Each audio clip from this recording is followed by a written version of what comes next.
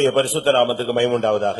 ரோமருக்கு எழுதின நிருபம் 2ஆம் அதிகாரம் 7ஆம் வசனத்தை நாம் வாசிக்கிறோம். சோர்ந்து போகாமல் நற்கிரியைகளை செய்து மகிமையும் கனத்தையும் அழியாமையும் தேடுகிறவர்களுக்கு நித்திய ஜீவனை அளிப்பார். சோர்ந்து போகாமல் நற்கிரியைகளை செய்து மகிமையையும் கனத்தையும் அழியாமையையும் தேடுகிறவர்களுக்கு கர்த்தர் நித்திய ஜீவனை அளிப்பார். இந்த கால வேளையில் ஒரு தேவனுடைய பிள்ளை சோர்ந்து போகக்கூடாது என்பதை குறித்து கர்த்தர் நம்மோடு பேச விரும்புகிறார். ஆவிக்குரிய வாழ்க்கை என்பது அது வெகு தூர பயணம். அப்படினால் நமக்கு சோர்வு வருவது சகஜம். வாழ்க்கை என்பது, வாழ்க்கையிலே சோர்வு என்பது ஒரு போர்ஷன், அது ஒரு பகுதி.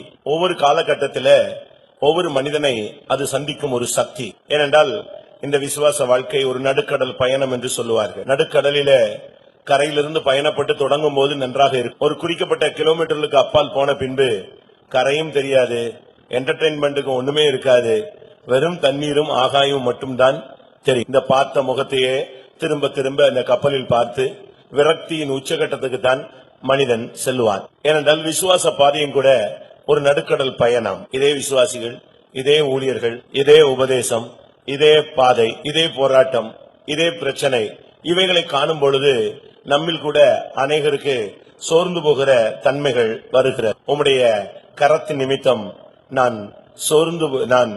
உம்முடைய கரத்தின் நிமித்தம் நான் தனித்திருந்தேன், அதனால் நான் சோர்ந்து போனேன் என்று ஒரு மனிதன் சொல்லுகிறான். இல்லாவிட்டால் தன்னை குறித்து அவன் வார்த்தைகளை உச்சரிக்கும் பொழுது, உம்முடைய கரத்தின் நிமித்தம் தனித்திருந்தேன், அது எனக்கு போர் அடித்தது, சலித்து போனேன்னு சொல்லுகிறான். ஆண்டுடைய கரத்தின் நிமித்தம் ஒருத்தன் தனித்திருந்தானா அது அவனுக்கு சலிப்பை உண்டாக்கி. அதுக்கு காரணம் ஆண்டோடைய சமூகத்தை அவன் சரியான விதத்துல அனுபவிக்கவில்லை என்பதை நாம் புரிந்து கொள்ள வேண்டும். இன்றைக்கு சோர்வு என்பது நம்மில் அநேகருக்கு இருக்கிறார். இன்னைக்கு நம்ம எல்லாரும் புறப்பட்டு இங்க வந்திருக்கிறோம். ஆனா விசுவாச பாதையை நாம் திரும்பி பார்ப்போமானால் நம்மில் அநேகருக்கு சோர்வு இருக்கிறதை நாம் பார்க்கலாம். ஆனால் நாம் தேவனுடைய உதவியோடு இந்த சோர்வுகளை நாம் மேற்கொள்ளாவிட்டால் இந்த சோர்வு நம்மை மேற்கொள்ளும். அது நிர்பந்தமான நிலவரத்துக்கு நம்மை கொண்டு போய்விடும். அப்படினால்தான் இந்த சோர்வை நாம் ஜெயிக்கும்படியாக கர்த்தர் நமக்கு உதவி செய்கிறார். இன்னைக்கு நமக்கு சில தோல்விகள் வரும் பொழுது, இல்லாவிட்டால் நான் எதிர்பார்த்தது நடக்காத பொழுது, சில பிரச்சனைகளை நாம் சந்திக்கும் போது, இல்லாவிட்டால் திரும்ப திரும்ப அதே பிரச்சனைகளும் அதே போராட்டங்களும் சந்திக்கும் போது நமக்கு சோர்வு வருகிறது. அது நம்மில் எத்தனையோ பேர் அந்த பாதையிலே போகிறோம்.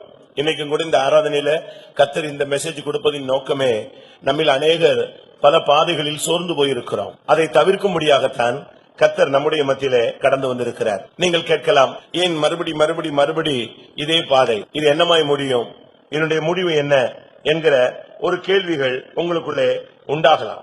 அது சகஜம். தேவன் ஏன் இப்படியே செய்ய வேண்டும்? சோர்வு உள்ளவர்கள் சொல்லுகிற வார்த்தை இதுதான். ஆதியாகமம் 42:28 பார்க்கும் பொழுது சோர்வு உள்ளவர்கள் சொல்லுகிற வார்த்தை நீங்கள் சொல்லி இருக்கிறீர்களா என்பதை பாருங்கள். தன் சகோதரரை பார்த்து, என் பணம் திரும்ப வந்திருக்கிறது, இதோ அது என் சாக்கிலே இருக்கிறது என்றான். அப்பொழுது அவர்களுடைய இருதயம் சோர்ந்து போய் அவர்கள் பயந்து ஒருவரை ஒருவர் பார்த்து, தேவன் நமக்கு இப்படி செய்தது என்ன என்றார்கள். சோர்ந்து போனவருடைய அறிக்கை என்ன தெரியுமா? தேவன் நமக்கு இப்படி செய்தது என்ன? ஏன் ஆண்டவர் எனக்கு மாத்திரம் இப்படி செய்யறாரு? ஏன் எனக்கு மட்டும் இந்த பிரச்சனை? எனக்கு தான் இந்த பிரச்சனை, என் குடும்பத்துக்கு தான் இவ்வளவு போராட்டம், என் பிள்ளைகளுக்கு தான் இவ்வளவு வியாதி, என் பிசினஸ்ல தான் இந்த போராட்டம், என்னுடைய ஊழியத்தில் மாத்திரம் தான் இப்படிப்பட்ட பிரச்சனைகள் இருக்கு, மத்தவங்களுக்கு இந்த பிரச்சனை இல்ல அப்படின்னு நீங்க சொல்றீங்க. ஆனா தமிழ்ல சொல்லுவாங்க, வீட்டுக்கு வீடு என்ன உண்டு? வீட்டுக்கு வீடு வாசப்படி உண்டுமா. அதாவது ஒவ்வொருத்தரையும் நெருங்கி போகும் பொழுதுதான் இக்கரைக்கு அக்கறை பச்சை. பெந்தேகோஸ்துல ஒண்ணுமே சரியில்லை இப்படி சொல்ற ஒரு பெரிய கூட்டம் சபைக்குள்ள இருக்கு. இந்த சபையில இப்படி இருந்து இதுக்குள்ளேயே புலம்பிக்கிட்டே இருக்கிறவங்க ஒரு பெரிய டீம் இருக்கு. 1-2 வெளியே போயிருது. வெளியே போய் ஒரு ரவுண்ட் அடிச்சுட்டு திருப்பி மெல்ல வந்து அமைதியா வந்து இங்க சேர்ந்துடுறான். என்னன்னு கேட்டா அங்க இதை விட மோசமா இருக்குங்க. ஏன்னா ஒவ்வொரு வீட்டுக்கும் என்ன உண்டு? நான் சொல்றது என்னன்னா, ஒவ்வொரு வீட்டுக்கும் சாக்கடை உண்டு, வாசப்படி மட்டும் கிடையாது. என்ன உண்டு? கழிவுநீர் பாதை உண்டு. உண்டா இல்லையா? மனுஷன் ஒருத்தர் அந்த வீட்டுல குடியிருந்தா அதுல என்ன இருக்கும்? ஒரு கழிவுநீர் பாதையும் இருக்கும். அதுபோல வாழ்க்கைன்னு சொன்னா சோர்வு வரும். இந்த சோர்வை நம்ம மேற்கொண்டு போகிறது தான் கிறிஸ்தவ ஜீவியம். சோர்வுல நாம் முடங்கி போக கூடாது. அந்த சகோதரர்கள் பாருங்க, திரும்ப வந்து பார்த்து பணம் இருக்கிற உடனே அவங்களுக்குள்ளேயே சோர்ந்து போய், என்னப்பா தேவன் நமக்கு இப்படி செஞ்சுட்டாரு, இப்படி கைவிட்டாரு, இப்படி ஒரு பிள்ளையை கொடுத்துட்டாரு, இப்படி ஒரு வியாதி அனுபவிச்சுட்டாரு, இப்படி ஒரு போராட்டத்தை அனுபவிச்சுட்டாரு, இப்படி ஒரு புருஷனை கொடுத்துட்டாரு, இப்படி ஒரு மனைவியை கொடுத்துட்டாரு, இப்படி ஒரு குடும்பத்துல கொண்டு போய் என்னைய கொண்டு வந்து தலையை கொடுக்க வச்சுட்டாரு. இதெல்லாம் சோர்ந்து போனவனுடைய பாடல்கள். நீங்க பாடி இருக்கீங்களா? அப்படி பாடினவங்க யாராவது இருக்கீங்களா? எல்லாரும் மேக்சிமம் இப்படித்தான் பாடிட்டு இருக்கிறோம். நம்ம அநேகருடைய வாழ்க்கையில சோர்வுங்கிறது ஒரு பகுதியா இருக்கு. ஒரு வசனம் கேட்கும் போது, ஒரு பாட்டு பாடும் போது, ஒரு 4 பேரை பார்க்கும் போது, இப்படி அபிஷேகத்தில் நிரம்பும் போது கொஞ்சம் பிக்கப் பண்ணிக்கலாம். இது முடிஞ்சு வெளியே போற வரைக்கும் ஃபுல்லா இருந்த மாதிரி இருக்கும். திரும்பி நாளை காலையில பிசினஸ், அந்த ஸ்பாட், அந்த மனுஷன், அந்த பிரச்சனை, அந்த வியாதி, அந்த சொந்தம், அந்த பிசினஸ் வேலை ஸ்தலம், அது போன உடனே திருப்பி இது புயல் போல உடனே விரட்டுது, சொல்லலுது, சுத்துது, சிக்க வைக்குது. தப்பி காத்திருப்பதுல திருப்பி கொஞ்சம் டெவலப் பண்ணிக்கிறீங்க. இப்படித்தான் இன்னைக்கு அநேகருடைய வாழ்க்கை போய்கிட்டு. அப்படினாலும் ஜனங்களுடைய இப்பொழுதைய நிலவரம் என்ன தெரியுமா? அவங்க நற்கிரியை செய்யறதுல சோர்ந்து போயிடுறாங்க. நல்லது செஞ்சு எனக்கு என்ன கிடைச்சது? நான் அவனுக்கு உதவி செஞ்சேன், இவனுக்கு உதவி செஞ்சேன், அந்த சபைக்கு உதவி செஞ்சேன், அந்த இவருக்கு உதவி செஞ்சேன், என் தம்பி உலகுக்கு, என் தங்கச்சி குடும்பத்துக்கு, என் மனைவி குடும்பத்துக்கு, என் புருஷன் குடும்பத்துக்கு நான் இவ்வளவு சேவை செஞ்சேன், அதை செஞ்சேன், இதை செஞ்சதுனால இப்ப எனக்கு என்ன கிடைச்சிருக்கு? இப்ப நான் தான் இப்ப குற்றவாளியா நினைஞ்சிருக்கேன், மாறி இருக்கேன். இதுதான் நம்முடைய வார்த்தை. அதனால வேதம் சொல்லுகிறது, நீங்கள் சோர்ந்து போகாமல் செயல்படும். தேவனை பற்றி ஒரு வார்த்தை உண்டு. ஏசாயா 40ஆம் அதிகாரத்துல 28ஆம் வசனத்தை பாருங்க. ஏசாயா 40:28. பூமியின் கடையாந்தரங்களை சிருஷ்டித்த கர்த்தராகிய அநாதி தேவன் சோர்ந்து போவதும் இல்லை, இளைப்படைவதும் இல்லை. பாத்தீங்களா? இது நீ அறியாயோ, இதை நீ கேட்டதில்லையோ. வசனம் அழகா. தேவன் சோர்ந்து போகிறதே இல்ல. நீங்க சொல்லுவீங்க உடனே, அவர் தேவன், அவர் இப்படி சோர்ந்து போவாரு அப்படின்னு. நீங்க யோசிச்சு பாருங்க. தூதர்கள் விழுந்துட்டாங்க. ஒரு பெரிய தேவனுடைய திட்டம் தூதர்களை மகிமையாக வச்சிருந்தார். நீங்க நினைக்கிற மாதிரி தூதர்கள் சொன்னா ஒரு வேலைக்காரர்கள் தான் நம்ம படிச்சிருக்கிறோம். எபிரேயர் 1:14 படி ரட்சிப்பை சுதந்திரிக்க போவர்கள் நிமித்தம் அனுப்பப்படும் பணிவிடை ஆவிகள்னு சொல்றோம். ஆனா தூதர்கள்ல 9 பிரிவு இருந்ததாக ஒரு புக் சொல்லுது. அது தேவைப்படும் போது நான் சொல்றேன். அந்த 9 பிரிவுல அருமையான பிரிவுகள் உண்டு. ஒரே ஒரு தூதன் இறங்கினா போதும், பூமியே பிரகாசிக்கும். அந்த அளவு. அதனாலதான் ஒளியின் தூதன் வேஷத்தை சாத்தான் தரித்துக் கொண்டான்னு சொல்லி இருக்கிறேன். வெளிப்படுத்தல் 18:1 பாத்தீங்கன்னா ஒரே ஒரு தூதன் இறங்கினானா முழு பூமியும் பிரகாசித்து அவ்வளவு மகிமை அவனுக்கு கொடுத்து வச்சிருந்தார். ஏசாயா 28:2 பாத்தீங்கன்னா ஒரு தூதன் வந்தான், அவன் திராணி உள்ளவன், அவன் சங்கார புசல் போல எல்லாத்தையும் ஒரே கையில எல்லாத்தையும் தள்ளி போட்டு போயிருவான். எசேக்கியாவின் நாட்கள்ல ஒரே ஒரு தூதன் வந்தான், 185,000 பேரை சங்கரிச்சுட்டு போயிட்டான். அவ்வளவு பவர்ஃபுல்லான தூதன். ஆனா என்ன நடந்துச்சு? இந்த தூதர்கள் விழுந்தாங்க. வடதிசையில் உள்ள சீயோன் பர்வதத்துல போய் நான் ஏறுவேன்னு சொன்னான். ஏசாயா 14, 13, 14 இந்த வார்த்தைகள். அந்த அளவு அவன் போன போது, தூதன் விழுந்த போது தேவன் சோர்ந்து போயிட்டாரா? ஆதியாகமம் 1ஆம் வசனத்துக்கும், ஆதியாகமம் 1ஆம் அதிகாரம் 1ஆம் வசனத்துக்கும், ஆதியாகமம் 1ஆம் அதிகாரம் 2ஆம் வசனத்துக்கும் ஒரு பெரிய கேப். ஆதியிலே தேவன் வானத்தையும் பூமியும் சிருஷ்டித்தார். பூமி ஒழுங்கின்மையும் வெறுமையுமாய் இருந்தது. அதுபடி தேவன் பூமியை ஒழுங்கின்மையும் வெறுமையுமாய் சிருஷ்டித்தாரா? இல்ல. இந்த தூதருடைய விழுகை, இந்த தூதருடைய விழுகை தான் பூமியை ஒழுங்கின்மையும் வெறுமையுமாய் மாறி. ஆனா தேவன் சோர்ந்து போகல. இருந்த தூதர்களை வச்சு மிகாவேல், காபிரியல், இந்த சேராபீன்கள், இதுங்களை வச்சு அவர் டெவலப் பண்ணி மறுபடியும் தன்னுடைய திட்டத்தை என்ன செய்யறாரு? சோர்ந்து போகாம. நான் தேவன் சோர்ந்து போகலங்கிறதுக்கு உங்களுக்கு சொல்றேன். அவ்வளவு பெரிய விழுகை அப்படியே திரும்ப டெவலப் பண்ணார். இப்ப மனுஷன் விழுந்துட்டான். தன்னுடைய சாயலின்படியும் தன்னுடைய ரூபத்தின்படி உருவாக்கப்பட்ட மனிதன், அவனுடைய விலாயெலும்பில் உருவாக்கப்பட்டதான மனுஷன், தேவனுடைய சாயலும் ரூபத்திலும் உருவாக்கப்பட்ட இந்த மனுக்குலம் தேவனுடைய தொடர்பை துண்டிச்சு கீழே விழுது. அப்பவும் தேவன் என்ன செய்யல? சோர்ந்து போகல. நோவாவின் காலத்துல ஜனங்கள் எல்லாம் மிருகத்தனமா மாறிட்டாங்க. முழு மனுக்குலத்தை அழிக்க சித்தமானார். 8 பேர் தான் வெளியே வந்தாங்க தப்பி. அதை வச்சு திரும்ப என்ன செய்யறாரு? சோர்ந்து போகாமல் தேவன் செயல்படுகிறார். மனசாட்சியின் காலத்துல எல்லாருமே கெட்டு போயிட்டாங்க. ஆனாலும் தேவன் திரும்ப பிரமாணங்களை கொடுத்து கொண்டு வர்றார். ரட்சகர்களை கொடுக்கிறார், நியாயாதிபதிகளை கொடுக்கிறார், தீர்க்கதரிசிகளை கொடுக்கிறார், ஆசாரியர்களை கொடுக்கிறார், ராஜாக்களை கொடுக்கிறார். இது தேவன் அந்த சோர்ந்து போகாமல் மறுபடி அவர் ட்ரை பண்ற அவருடைய முயற்சிகளை காண்பி. யோசிச்சு பாருங்க, நம்ம எத்தனை பேர் இப்படி சோர்ந்து போகாமல் கிரியை செய்ய முடியும்? அதனால தான் தேவன் வேத வசனம் சொல்லுகிறது, சோர்ந்து போகாமல் அவர் கிரியை செய்கிறார். பூமியின் கடையாந்தரங்களை சிருஷ்டித்த அநாதி தேவன் சோர்ந்து போகிறதில்லை, இளைப்படைவதும் இல்லை. இதை நீ அறியாயோ, இதை நீ கேட்டதில்லையோ? எவ்வளவு பெரிய விழுகைகள் சந்திக்கப்பட்டது. நம்முடைய சபையை பாருங்க, இவன் டிபிஎம் சர்ச்சை பாருங்க, பெரிய பெரிய தாக்குதல் எல்லாம் சந்திச்சிருக்கிறார். பெரிய பெரிய தலைமை போதகர்கள் எல்லாம் தடுமாறி இருக்கிறாங்க. ஆனால் சபை சோர்ந்து போகல. பாஸ்டர் டான் அவர்கள் இந்தியாவுக்கு வந்திருந்த போது அமெரிக்கால 50% ஊழியக்காரங்க விசுவாசிகள் எடுத்துட்டு அப்படியே போயிட்டாங்க. அப்படி சர்ச் போயிடுச்சு, ஜனங்கள் போயிட்டாங்க, ஊழியக்காரங்க போயிட்டாங்க, ரொம்ப பவர்ஃபுல் ஆள் எல்லாம் போயிட்டாங்க. ஆனாலும் சபை போயிடுச்சா? ஆண்டவர் சோர்ந்து போகிறதே இல்ல. உங்களுக்கு ஏதோ ஒண்ணு இழப்பு, ஒரு நஷ்டம், ஒருத்தர் மூஞ்சி தூக்கிட்டு போயிட்டாங்க, ஒருத்தர் உங்களை அற்பமா பேசிட்டாங்க, ஒருத்தர் உங்களை துக்கப்படுத்திட்டாங்க, உங்களுடைய வாழ்க்கையில சில தோல்விகள், இல்லாவிட்ட பல பலவீனங்கள், சில வியாதிகள், சில நஷ்டங்கள், சில இழப்புகள் வந்த உடனே நம்ம அப்படியே போய் முடங்கிடக்கூடாது. நாம முயற்சி எடுக்கணும். நீங்க கஜினியை பத்தி படிச்சிருப்பீங்க, கஜினி முகமதை பத்தி நீங்க படிச்சிருப்பீங்க. தோத்து போறான் இந்தியாவை படையெடுத்து, அவனால முடியல. கடைசியில ஒரு குகையில போய் படுத்திருந்தான். குகையில போய் படுத்திருக்கும் போது சிலந்தி நெஞ்சிருச்சு, கூடு கட்டிட்டு இருந்துச்சு. அது பாதியில கீழே விழுந்துருது. திரும்ப அந்த நூல்லையே ஏறி ஏறி ஏறி போய் திரும்ப கட்டிச்சு. இவன் பாத்துக்கிட்டே இருந்தான். ஒரு ட்ரிப் இல்ல, என்ன போல எத்தனை தடவை அது கீழே விழுந்துருச்சு, தோத்துருச்சு. ஆனாலும் விடல, அது கட்டி. அப்பதான் சொன்னாங்க, நான் இன்னும் ஒரு ட்ரிப் ட்ரை பண்ணி பார்க்க போறேன். எல்லாரும் சொன்னாங்க, நீ வாங்கின அடி காணாதா, 13 ட்ரிப் தோத்தாச்சு, இனி என்னத்துக்கு உனக்கு வாழ்க்கை? இல்ல, நான் ஒரு பாடம் படிச்சிருக்கேன், குழந்தையிடம் என்ன செஞ்சிருக்கேன், நான் ஒரு பாடத்தை கற்றுக்கொண்டிருக்கிறேன். அது அப்படினால நான் நிச்சயமா இதை ஜெயித்தான். சோர்வு என்பது நாம் ஜெயிக்க வேண்டிய ஒரு வல்லமை. இன்னைக்கு இந்த கூட்டத்தில் வந்து இருக்கிறீங்க, வாழ்க்கையில எத்தனையோ வருடங்களை தாண்டி வந்தவர்கள், முதிர்ச்சி அடைந்தவர்கள், அபிஷேகத்துல வளர்ச்சி அடைந்தவர்கள், உபதேசத்துல தேறினவர்கள், அபிஷேகத்துல நிலை பெற்றிருந்தவர்கள், எத்தனையோ பாதையில நீங்க போன அருமையான தேவனுடைய ஜனங்கள். ஆனால் நம்மில் எத்தனை பேர் நாம் சோர்ந்து போகிறோம்? சின்ன காரியங்கள்ல என்ன வந்தாலும், பசியோ பட்டினியோ நிர்வாணமோ நாசமோசமோ உயர்வோ தாழ்வோ நிகழ்காலமோ வருங்காரியமோ வேற எந்த சிருஷ்டியோ தூதர்களோ எது வந்தாலும் சரி, கிறிஸ்துவின் அன்பை விட்டு என்னை பிரிக்க மாட்டாதுன்ற நிச்சயத்தை அநேக தேவனுடைய ஜனங்கள் இன்றைக்கு நாம் சோர்ந்து போயிடுறோம். உலக பிரகாரமான மனுஷன் ஒரு தாகத்துக்கு தண்ணி கிடைக்கலன்னா சோர்ந்து போயிடுவான். ஒரு வெயில் சுள்ளுன்னு அடிச்சிச்சுன்னா நமக்கு என்ன வந்துடும், அப்படியே டல் ஆயிடும். அப்படித்தானே? ஒரு நேரம் சாப்பிடலன்னா ஆட்டோமேட்டிக்கா கிறங்கி பிள்ளைங்க அசம்பிளிலேயே பொத்து பொத்துன்னு உழுகிறத நீங்க பாத்துருக்கலாம். ஸ்கூல் அசம்பிளில காலைல சாப்பிடாம போன பிள்ளைங்க என்ன செய்யும்? பைபிள் படியும் இப்படி எல்லாம் இருக்கு. யோனாவுக்கு அந்த வெயில் சுள்ளுன்னு அடிச்ச உடனே வலிஞ்சிட்டான். யோனா சோர்ந்து போனான். வெயில் அவனை பயங்கர சோர்வுக்குள்ள கொண்டு வந்து சாவை விரும்ப வைத்தது. யோனா 4ஆம் அதிகாரம் 8ஆம் வசனத்துல வேதம் சொல்லுகிறது, அந்த வெயில் நிமித்தம் அவன் சோர்ந்து போய் சாகத்தக்கதாக விசனமடைந்தான். ஆமோஸ் 8:13 நீங்க பாத்தீங்கன்னு சொன்னா, தாகத்தினால அந்த ஜனங்கள் சோர்ந்து போனார்கள் என்று சொல்லி இருக்கிறது. மத்தேயு 15:32 நீங்க பாத்தீங்கன்னு சொன்னா, பட்டினியினால அவர்கள் சோர்ந்து போனார்கள். இதெல்லாம் வெளியரங்கமாக வாழ்க்கையில மனிதர்களுக்கு நடக்கிற சம்பவம். நமக்கு பணம் இருக்கும், சில நேரத்துல சாப்பிட வசதியான சூழ்நிலை இல்லாம இருக்கும், கொஞ்சம் அதனால நம்ம டயர்ட் ஆயிடுறோம், சோர்ந்து போயிடுறோம். வெயில் பாதைகள்ல நம்ம மேல அடிக்கும் போது நம்ம சோர்ந்து போகிற தன்மைகள் உண்டு. தண்ணி கிடைக்கல அப்படின்னு உடனே நம்ம சோர்ந்து போகிறதெல்லாம் உண்டு.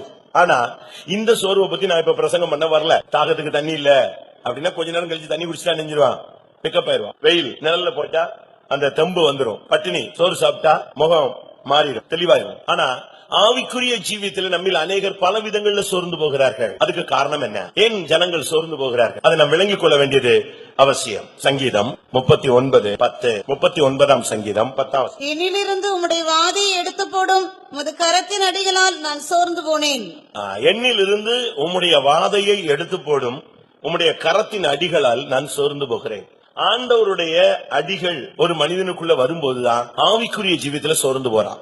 எழுத்தின் பிரகாரமான சோர்வு பிரச்சனையே இல்லை. அது உடனே அதை ரெக்டிஃபை பண்றதுக்கு ஒரு வழி இருக்கு. தாகனா தண்ணி குடிச்சிட்டா ஒரு பாட்டில தான் கையில வச்சிருக்கீங்களே, டக்குன்னு ஊத்திட்டா தெம்பாயிடுவீங்க. கூட்டம் முடிஞ்சு சாப்பாடு பந்தியில உட்காந்துட்டா தெம்பாயிடுவீங்க. காலைல உபவாசம், நேற்று நைட்டு உபவாசம் அப்படிங்கும் போது கொஞ்சம் ஒரு மாதிரி இருக்கும். இதெல்லாம் உலக பிரகாரமான சரீர பிரகாரமான சோர்வுகள். ஆனா சங்கீதம் 39:10 அவன் சொல்லுகிறதான தன்மை என்ன சொல்றான்னா, என்னிடத்திலிருந்து உம்முடைய வாதையை எடுத்து போடும். வியாதி, வாதை வேற வியாதி வேற. வியாதியினுடைய உச்சகட்டம் என்னது? வாதை, வேதனை, தாங்க முடியாத அளவு ஒரு போராட்டம். வியாதி நீங்கிறது இல்ல, நீங்காத வியாதி ஒரு வாதையை உண்டு பண்ணுகிறது. அது மனதையும் வாதிக்கும், சரீரத்தையும் வாதி. இப்படிப்பட்ட வாதையிலிருந்து அவன் சொல்றான், உம்முடைய அடிகளால் சோர்ந்து போனேன். யார்கிட்ட அடி வாங்குறான்? ஒரு தகப்பன் ஒரு பிள்ளை அடி வாங்கலாம், ஒரு போதகன்ட்ட ஒரு பிள்ளை என்ன செய்யலாம்? அடி வாங்கலாம், தன்னை விட மூத்தவங்கிட்ட அடி வாங்கலாம், அதெல்லாம் நான் ஒத்துக்கிறேன். ஆனா ஒரு தேவனுடைய பிள்ளை யார்கிட்ட அடி வாங்க கூடாது? தேவனிடத்துல அடி வாங்க கூடாது. தேவன் சிக்ஷிக்கிறார், கண்டிக்கிறார், கடிந்து கொள்றார், அதெல்லாம் தேவன்கிட்ட அடி வாங்கினா என்ன ஆகுறது? தேவனுடைய அடிகள் விழுந்துச்சுன்னு சொன்னா நம்மளால தாங்க முடியும். அதனாலதான் நம்ம அநேகர் பல காரியங்களுக்கு ஜெபிக்கிறோம், யார் கையில ஒப்பு கொடுக்க மாட்டேங்கிறோம். மரணத்துக்கோ பாதிப்புகளுக்கோ தேவனே நீர் அதை செய்ய நம்ம சொல்ல மாட்டேங்கிறோம். ஏன்னா அந்த அடி கொடூரமானதா. தாவீது சொல்றான், உம்முடைய அடிகளால் சோர்ந்து போனேன்.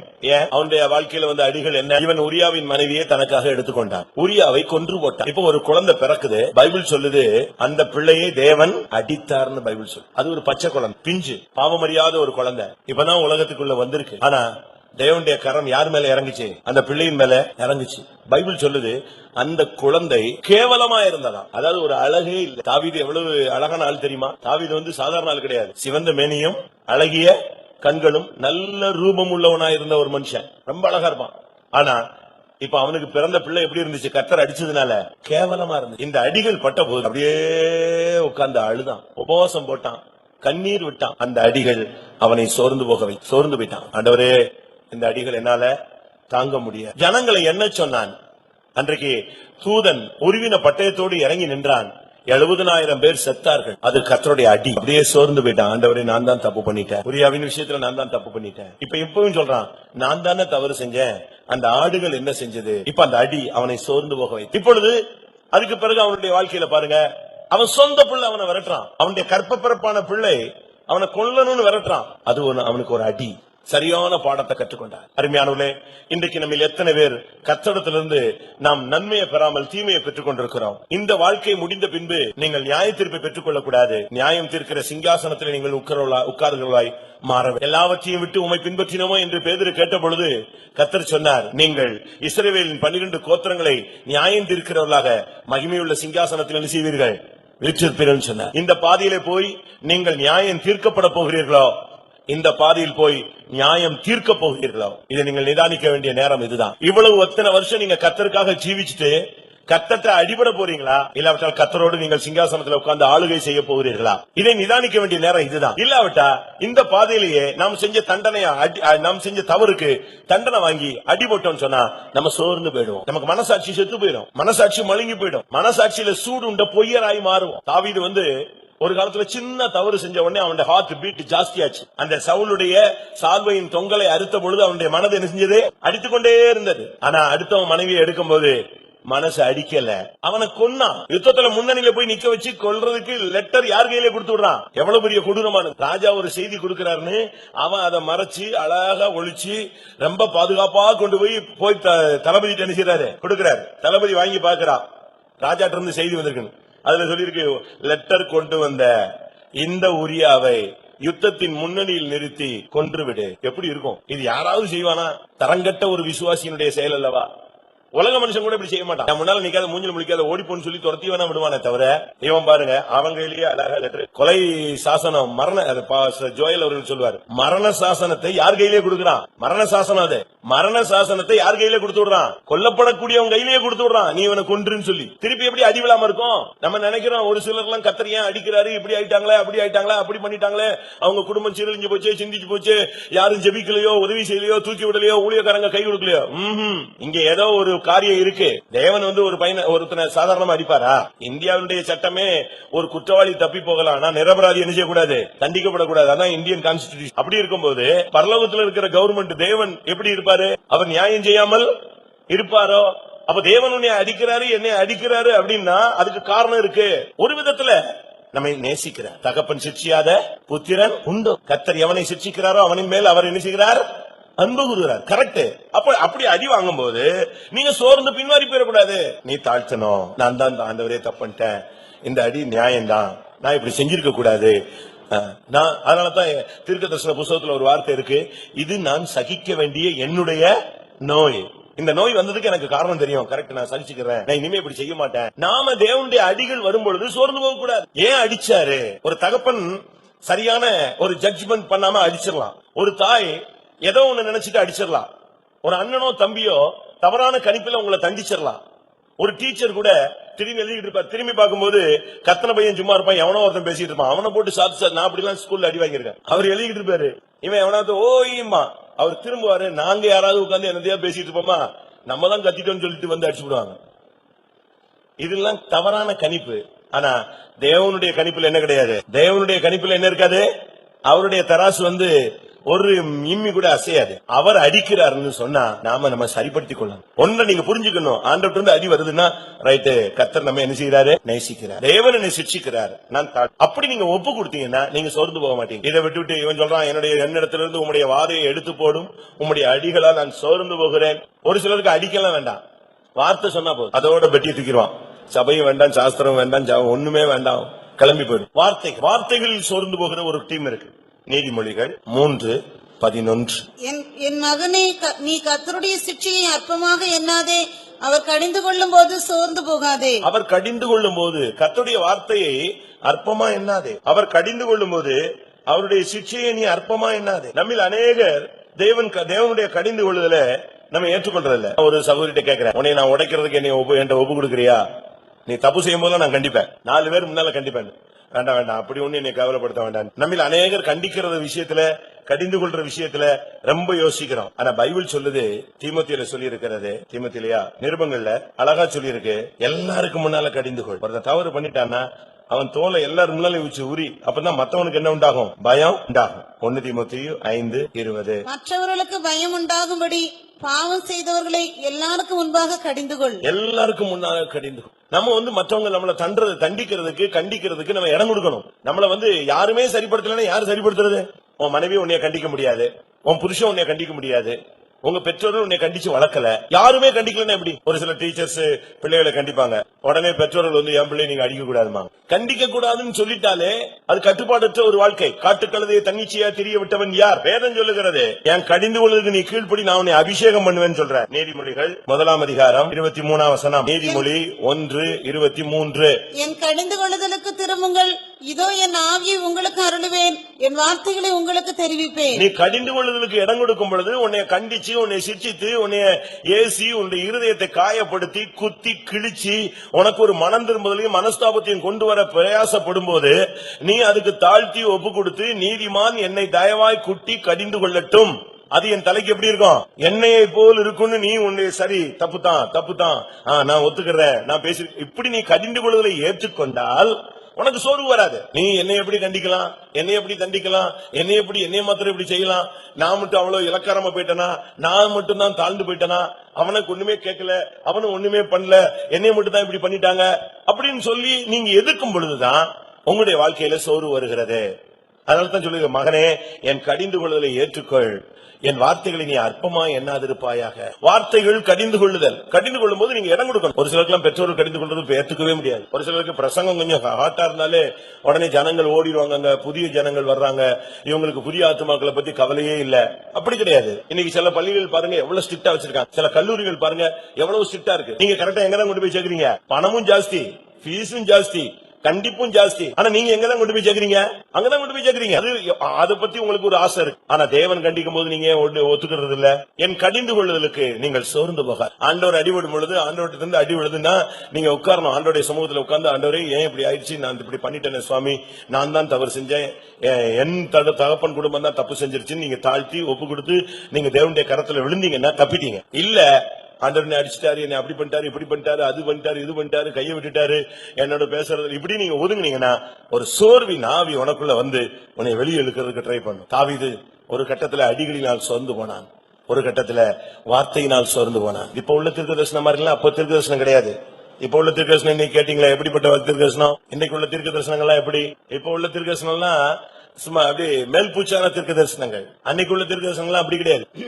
வர்ற தீர்க்க தரிசனம் சாவாய், சாகவே சாவாய், இப்படிதான் வரும். தாவீதுட்ட ஒரு தீர்க்கதரிசி அவன்கிட்ட கொஞ்சம் விளக்கமா பேசலாம். இந்த உரியாவின் மனைவி எடுத்துக்கிட்டது, அந்த பிள்ளை சாக போற கண்டிஷனு, உரியாவை கொன்னது, இதை வச்சுக்கிட்டு ஒரு ஓமானமா பேசினான். ஒருத்தனுக்கு ஒரே ஒரு ஆட்டுக்குட்டி தான் இருந்துச்சு, அந்த ஆட்டுக்குட்டிய இன்னொரு பெரிய பணக்காரனுக்கு ரொம்ப ஆட்டுக்குட்டி இருந்துச்சு, அவன் வீட்டுக்கு ஒரு வழிபோக்கன் விருந்துக்கு வந்தான், இவன் என்ன பண்ணிவிட்டான், இந்த ஒத்த ஆட்டுக்குட்டி எடுத்து நெஞ்சிட்டான், அவனுக்கு கொடுத்தானே தவிர தான் ஆள்ல இருந்து ஆட்டுக்குட்டியில இருந்து ஒண்ணுமே எடுத்து கொடுக்கல, இவனுக்கு பிள்ளை மாதிரி இருந்த அந்த ஆட்டுக்குட்டியை எடுத்து கொன்னுட்டான் அப்படின்னா.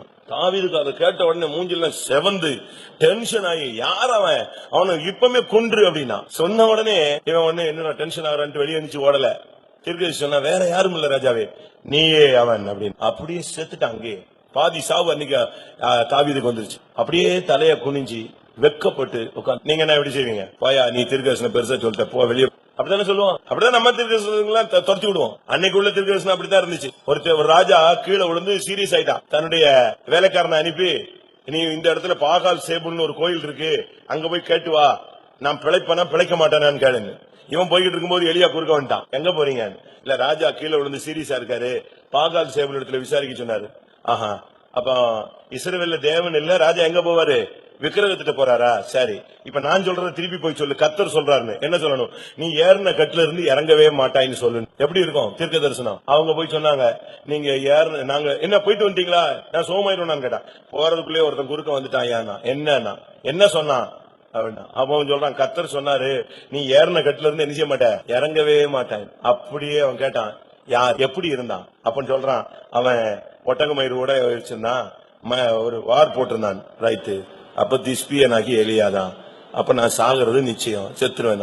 அதான் தீர்க்கதரிசனம். இன்னும் நல்ல தீர்க்கதரிசனத்தை சொல்றேன். எரேமியா தீர்க்கதரிசனம் சொல்லிட்டு இருக்கும் போதே இன்னொருத்தன் செத்து அப்படி விழுந்தான். பைபிள் அப்படி சொல்லு. நான் தீர்க்கதரிசனம் சொல்லிக் கொண்டிருக்கும் பொழுதே அவன் செத்து விழுந்தான். தீர்க்கதரிசனம்னா சும்மா இல்ல, அடிச்சா கோலியாத்து விழணும். நான் தீர்க்கதரிசனம் சொல்லிக் கொண்டிருக்கும் பொழுதே அவன் செத்து விழுந்தான். அதான் செய்வான். அப்படிப்பட்ட தீர்க்க தரிசனங்கள் சபைக்கு. தீர்க்க தரிசனம்னா அடிக்கணும், பளிச்சுன்னு அடிக்கணும். நம்முடைய ஜீவியத்துல இந்த நாட்களில கர்த்தருடைய வார்த்தைகளை கேட்கும் போது நம்மை சரிப்படுத்திக் கொள்ள வேண்டும். அதை விட்டுவிட்டு நாம் சோர்ந்து போகிற அந்த தன்மைக்கு நாம் கடந்து வரக்கூடாது. நம்மில் அநேகர் இன்றைக்கு அப்படித்தான் இருக்கிறோம். ஒரு சின்ன காரியங்கள்ல இன்றைக்கு நீங்க எத்தனை பேர் சோர்ந்து போன நிலவரத்துல வந்திருக்கீங்க? ஏன் அடிச்சாருன்னு பாருங்க, ஏன் அடி வாங்குனீங்கன்னு பாருங்க. நம்முடைய வாழ்க்கையை நாம் சரிப்படுத்திக் கொள்ள வேண்டிய நேரங்கள்ல நாம் சரிப்படுத்திக் கொண்டால் அது நல்லது. அடுத்ததாக நீதிமொழிகள் 24. ஆபத்து காலத்தில் நீ சோர்ந்து போவாயானால் உன் பலன் குறுகினது. ஆபத்து காலத்தில் நீ சோர்ந்து போனால் உன்னுடைய பலன் குறுகின. இன்னைக்கு ஆபத்துகள் என்கிறது ஜனங்களுக்கு அடிக்கடி வருது. விசுவாச பாதை ஒரு ஆபத்து நிறைந்த ஒரு பாதை. இன்னைக்கு எத்தனையோ ஆபத்துகள். பரிசுத்தத்துக்கு வருகிற போராட்டத்துக்கு பேர் கூட ஆபத்து தான். விசுவாசத்துக்கு வர்ற போராட்டத்துக்கு பேர் கூட என்னதுதான்? ஆபத்து தான். நம்முடைய வாழ்க்கையில வருகிற ஒவ்வொரு பகுதியிலும் ஆபத்து காலத்தில் நீ என்னை நோக்கி கூப்பிடு, நான் உன்னை விடுவிப்பேன், நீ என்னை மகிமை படுத்துவாய். இப்படிப்பட்ட பலவிதமான ஆபத்து சூழ்ந்த பாதையில தான் நம்மில் அநேகர் போய்கொண்டிருக்கிறோம். வேதத்தில் இருக்கிறது யோசேப்புக்கு நேரிட்ட ஆபத்து. யோசேப்புக்கு நேரிட்ட ஆபத்து என்ன? அவனுக்கு ஏற்பட்ட அந்த போராட்டம் தான், அந்த பெண்ணுடைய பாவ போராட்டம் தான் அவனுக்கு வந்த போராட்டம். வாசியங்கள். யோசேப்புக்கு நேரிட்ட ஆபத்துங்கிற ஒரு வார்த்தை இருக்கிறது. நம்முடைய வாழ்க்கையில யோசேப்புக்கு நேரிட்ட ஆபத்து நம்முடைய வாழ்க்கையில கூட வரும். இதுக்கு வயசு வித்தியாசம் எல்லாம் கிடையாது. ஒரு ஆள் சொல்றாங்க, பெந்தேகோஸ்துல நீங்க பாவத்தை பத்தி நீங்க தெளிவா பேசுறதே இல்ல.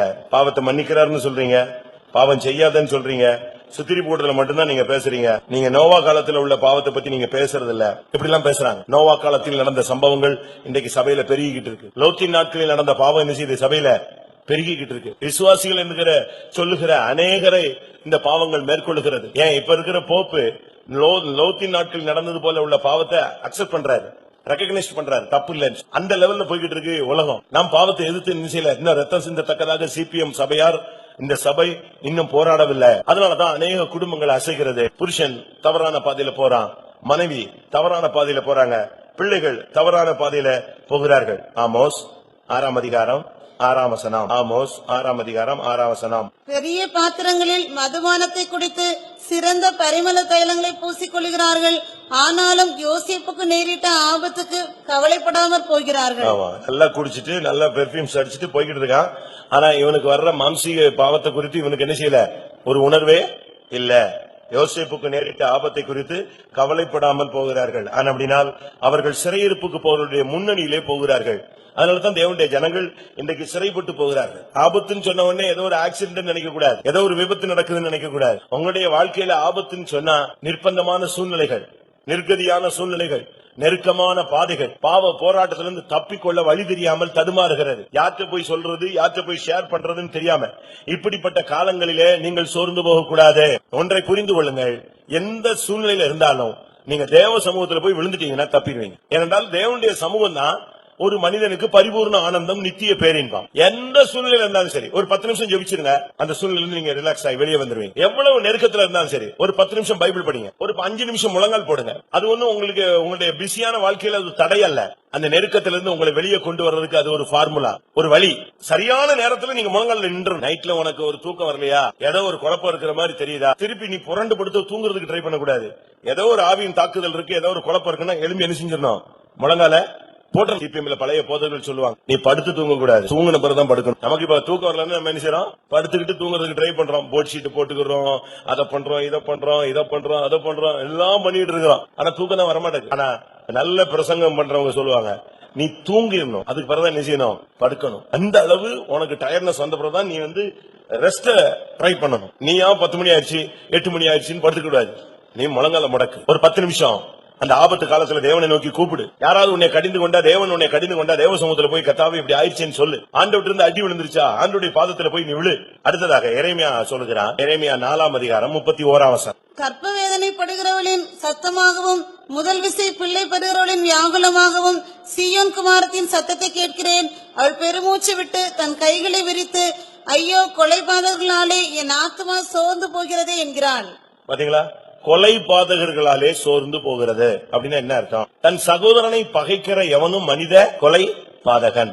அப்படின்னா கொலை பாதகர்களாலே சோர்வுன்னு சொன்னா நம்ம கூட இருக்கிற நம்மை நேசிக்காத சகோதரர்களால் நமக்கு ஒரு சோர்வு உண்டாகும்.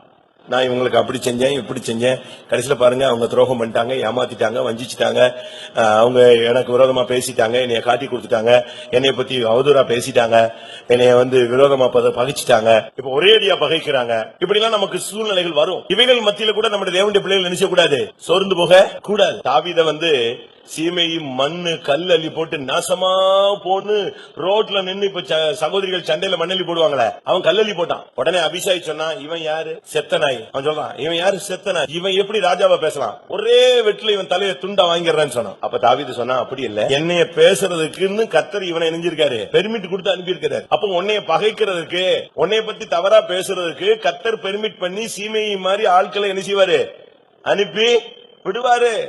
அப்ப என்ன பண்ணுவீங்க, அதை நீங்க விளங்கணும். ஓ, இது கர்த்தர் அனுமதித்த ஒரு பாதை. உங்களை ரொம்ப நேசிப்பாங்க, உங்க புருஷன் உங்களை தரையில கூட நடக்க விட மாட்டாரு, அப்படி சொல்லுவாங்க ஒரு சிலர். அப்படியே தாங்கிக்கிட்டே போவார். இப்ப என்ன செய்யறாரு, குப்பையில தூக்கி போட்டு போயிட்டாரு. அப்படிதானே? மனைவி பின்னாலேயே வந்துகிட்டு இருந்த மனைவி இப்போ நீ செத்தா என்ன போனா என்ன, நீ சாகுறதுக்கு தான் ஜெபிச்சுட்டு இருக்காங்கறா. யோபுவினுடைய மனைவி சொன்னா நீ தேவனை தூஷித்து என்ன செய், ஜீவனை விடும் சொன்ன. அந்த நிலவரம் வந்தது யோபுக்கு.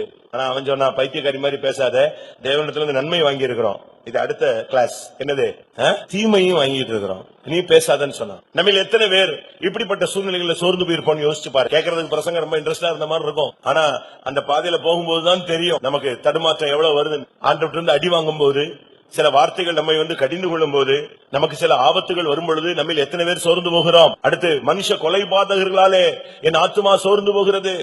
அப்படின்னா என்ன அர்த்தம், நான் ரொம்ப நேசிச்சேன், இப்ப அவங்க என்னைய பகைக்கிறாங்க, ஒரே அடியா பகைச்சிருவாங்க. அம்னோன் ஒரு பெண்ணை அதிகமா நேசிச்சானா பைபிள். அடுத்து கொஞ்ச நேரத்துல அந்த பெண்ணை எவ்வளவு நேசித்தானோ அவ்வளவாய் வெறுத்தான். இதான் உலகம். ஆனா ஒரே ஒரு ஆள் தான் உன்னைய நேசிக்கிறதுல சேஞ்சே பண்ணாம அப்படி நேசிச்சுக்கிட்டே இருக்கிறாள். யாரு? அதனாலதான் நாங்க சொல்றோம், மனைவியை நேசிங்க, கிறிஸ்துவை காட்டிலும் அதிகமா நேசிக்க வேண்டாம். புருஷனை நேசிங்க, கிறிஸ்துவை காட்டிலும் அதிகமா நேசிக்காதீங்க. பெத்த பிள்ளையை நேசிங்க, ஆனா கர்த்தர் சொல்றாரு என்னை காட்டிலும் உன்னுடைய குமாரரை அதிகமா நீ மதிப்பானேன்னு கேட்கிறாரு. அந்த நிலவரத்துக்கு போகாதீங்க.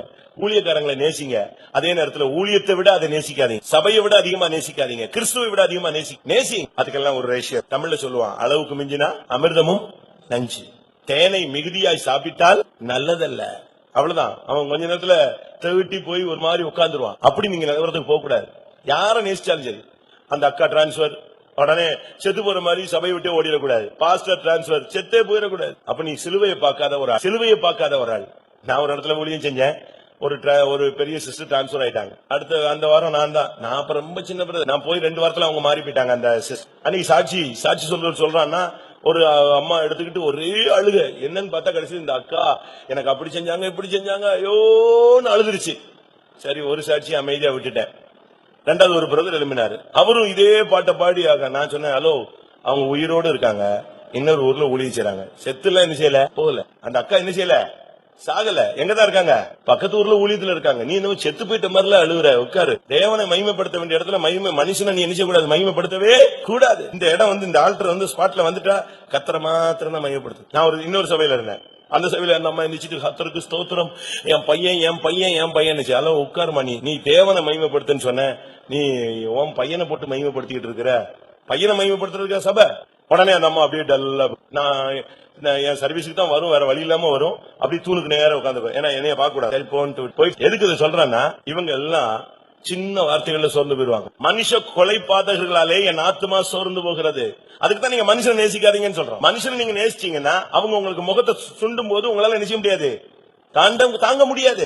அது இப்போ எவ்வளவு பெரிய பணக்காரனா இருந்தாலும், எவ்வளவு சொந்த பிள்ளையா இருந்தாலும், 2 பேரும் கார்ல வராங்கன்னா 2 காரையும் நிறுத்திட்டு பேசலாம். அப்பா வர்ற காரணம் போய் பையன் நினைச்சிட முடியாது, நேருக்கு நேரு முத்தம் கொடுத்துட முடியாது. காரும் முத்தம் கொடுத்துச்சுன்னா அப்பாவும் பிள்ளையும் எரிஞ்சிருவாங்க, போயிடுவாங்க. அன்புக்கு ஒரு லிமிட் இருக்கு. அதனால உங்களை யாரும் நேசிக்கல, யாரும் பகைச்சிட்டாங்க, கவலையே படாது. தேவன் அவனை நேசிக்க சொல்ற நேரத்துல நேசிக்கிறான், வெறுக்கிற நேரத்துல வெறுக்கிறான். அன்னைக்கு இருந்த நேசம் அப்படியே இருக்கும் அப்படிலாம் சொல்ல முடியாது. அது உலகத்திலே சொல்லியிருக்கான், கொஞ்ச நாள் தான் கல்யாணம் கட்டி கொஞ்ச நாள் புதுசுல ரொம்ப நேசிப்பாங்க, ரொம்ப அன்பா இருப்பாங்க, ரொம்ப பாசமா இருப்பாங்க. அதுக்கு பிறகு அது லிமிட் போயிடும். அதுக்கு பிறகு கல்யாணம் கட்டினதுக்காக வருந்துகிறேன்னு சொல்லுவான். அப்படிதானே? அது ஒரு ஆக்சிடென்ட் ஆயிடுச்சு அப்படிங்கிறான். என்னது ஆக்சிடென்ட்? பாஸ்டர் முன்னால கையை பிடிச்சு கொடுத்தது ஆக்சிடென்ட். நான் எல்லா கல்யாணத்திலும் சொல்லுவேன். மில்டன் கண்ணு தெரியாத ஒரு கவிஞர் இருந்தா, நீங்க படிச்சிருப்பீங்க, காலேஜ்ல பாடத்துல இருக்கு. பாரடைஸ் லாஸ்ட் அப்படின்னு ஒரு புக் எழுதுறான். டிகிரில அது ஒரு பாடம், இழந்த சொர்க்கம். அப்படி அவர் கல்யாணம் கட்டின பிறகு எழுதுற புக் என்னது? சொர்க்கத்தை இழந்தேன் அப்படின்னு ஒரு புக் எழுதுறான். கண்ணு தெரியாத ஆளு அவன் புக் எழுதுறான். அந்த புக் இப்ப நம்ம இந்தியாவில டிகிரில கிளாஸ்ல இருக்கு. Paradise last. கல்யாணத்தை கட்டின பிறகு அவரு அனுபவத்தில் எழுதின புக் என்னது? சொர்க்கத்தை இழந்தேன். கொஞ்ச நாள் கழிச்சு மனைவி வாழ்ந்து கொஞ்ச நாள் கழிச்சு அவ இறந்து போயிட்டா. இறந்து போன பிறகு அவர் எழுதின புஸ்தகம் மீண்ட சொர்க்கம். கண்ணு தெரியாதாலே இப்படி பண்ணான்னா கண்ணு தெரிஞ்சாலும் என்னெல்லாம் பண்ணுவான். கண்ணு தெரிஞ்சாலும் எழுத சொன்னா நான் நரகத்தின் என் வாழ்வின் நரகம்னு எழுதுவான். இல்லாவிட்ட நரகத்தின் வாழ்வுன்னு சொல்றான். இப்படிதான் எழுதுவீங்க. காரணம் என்ன தெரியுமா? அன்பு குறைதல். ஆனா இயேசுவின் அன்புங்கிறது அப்படி இல்லை. உன்னை என்னைக்கு உலக தோற்றத்துக்கு முன்ன தெரிஞ்செடுத்தாரோ, என்னைக்கு நீ பாவமான உளையான சேற்றில உன்னை கண்டுபிடிச்சாரோ, அன்னைக்கு இருந்த அதே பரிதபிப்பு, அதே அன்பு, அதே நேசம், அதே பாசம், அதே உருக்கம், மன உருக்கம் எல்லாமே அப்படியே அவருக்கு இருக்கு இன்னைக்கும். யோவான் 13:1 சொல்லி இருக்கு, முடிவு பரியந்தம் அன்பு வைத்தார். அவர்தான் கடைசி வரை அவருடைய அன்புல மாற்றமே கிடையாது. என்னைக்கு போய் நீங்க மீட்டர் போட்டு பார்த்தாலும் அந்த அன்புல மாற்றமே இருக்காது. 100% உன்னை நேசிக்கிறேன்னு சொல்லுவார். நான் உங்களை சிலுவையில் அரைஞ்சிட்டேனே, உங்களை துக்கப்படுத்திட்டேனே, நான் பாவத்துல போய் விழுந்துட்டேனே, அது வேற போர்ஷன். நான் உன்னை நேசிக்கிறது இதுதான். இல்ல நான் உங்களை வேதனைப்படுத்திட்டேன், நான் சாட்சியா இல்ல, பின்மாறி போயிட்டேன், எவ்வளவோ தூரம் போயிட்டேன், பரவாயில்ல, ஆனா நான் உன்னை நெஞ்சிட்டு இருக்கேன், இன்னைக்கு உன்னை நேசிக்கிறேன். இதுதான் இயேசுவின் அன்பு. அதனாலதான் மனுஷ கொலைபாதகர்கள் மனுஷ அன்பை நாடுனீங்கன்னா உங்களுடைய வாழ்க்கையில சோர்வு வரும். அதனால யார் நேசிச்சாலும் நேசிக்காட்டாலும் நீங்க கர்த்தரை மாத்திரம் நேசித்து முன்னாக செல்லுங்கள். எபேசியர் 3:13. எபேசியர் 3:13.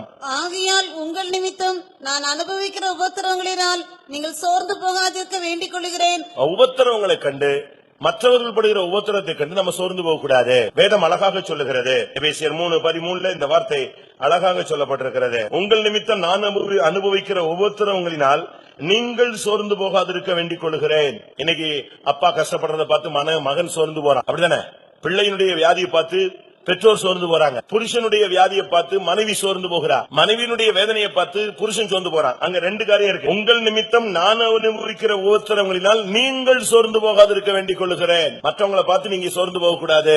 மற்றவங்க முன்னேறுவாங்க, பின்னேறுவாங்க. நீங்க மற்றவங்களை பார்த்துட்டீங்கனால நீங்க விழுந்துருவீங்க. அதனாலதான் லோத்தினுடைய விஷயத்துல கர்த்தர் பேசும் பொழுது, நீ பின்னிட்டு திரும்பி என்ன செய்யாத, பாராத. நீ பார்த்தேன்னா உன்னுடைய லைஃப் முடிஞ்சதுன்னா. ஆனா லோத்து கிருபையா ஓடிட்டான், பிள்ளைகள் ஓடிடுச்சு. ஆனா மனைவிக்கு அந்த சோதமை விட்டு விட மனதில்ல, திரும்பி பார்த்தாள். இன்னைக்கு நம்ம எத்தனை பேர் மற்றவர்கள் படுகிற வேதனையை பார்த்து சோர்ந்து போகிறோம்?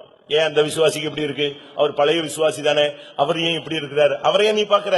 சிலுவையை பாரு, இயேசுவை பாரு, இயேசுவின் வார்த்தைகளை பாரு. ஈவன் நான் சொல்றது என்னன்னா, ஊழியக்காரங்களை கூட நீங்க பாக்காதீங்க. உங்களுடைய இலக்கு கிறிஸ்து தான். யுவதாச ஒருத்தன் பார்த்துட்டான்னா அவன் முன்னேறி போவானா? யுவதாசை ஒருவன் பார்த்தால் முன்னேறி போவானா?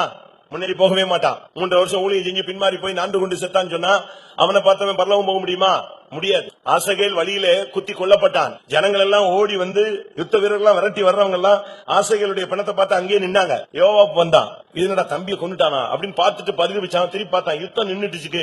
என்ன காரணம்? இவங்க வழியில கிடக்குது. இவனத்துக்கு வழியில இருந்து வெளியே தூக்கி சொந்த தம்பி அவனத்துக்கு வெளியே போடு, ஒரு போர்வை போட்டு மூட்டு, யுத்தம் தொடரட்டும். அதான் யுத்த காலத்துல நிக்கிறவங்க, விசுவாச பயணத்துல நிக்கிறவங்க.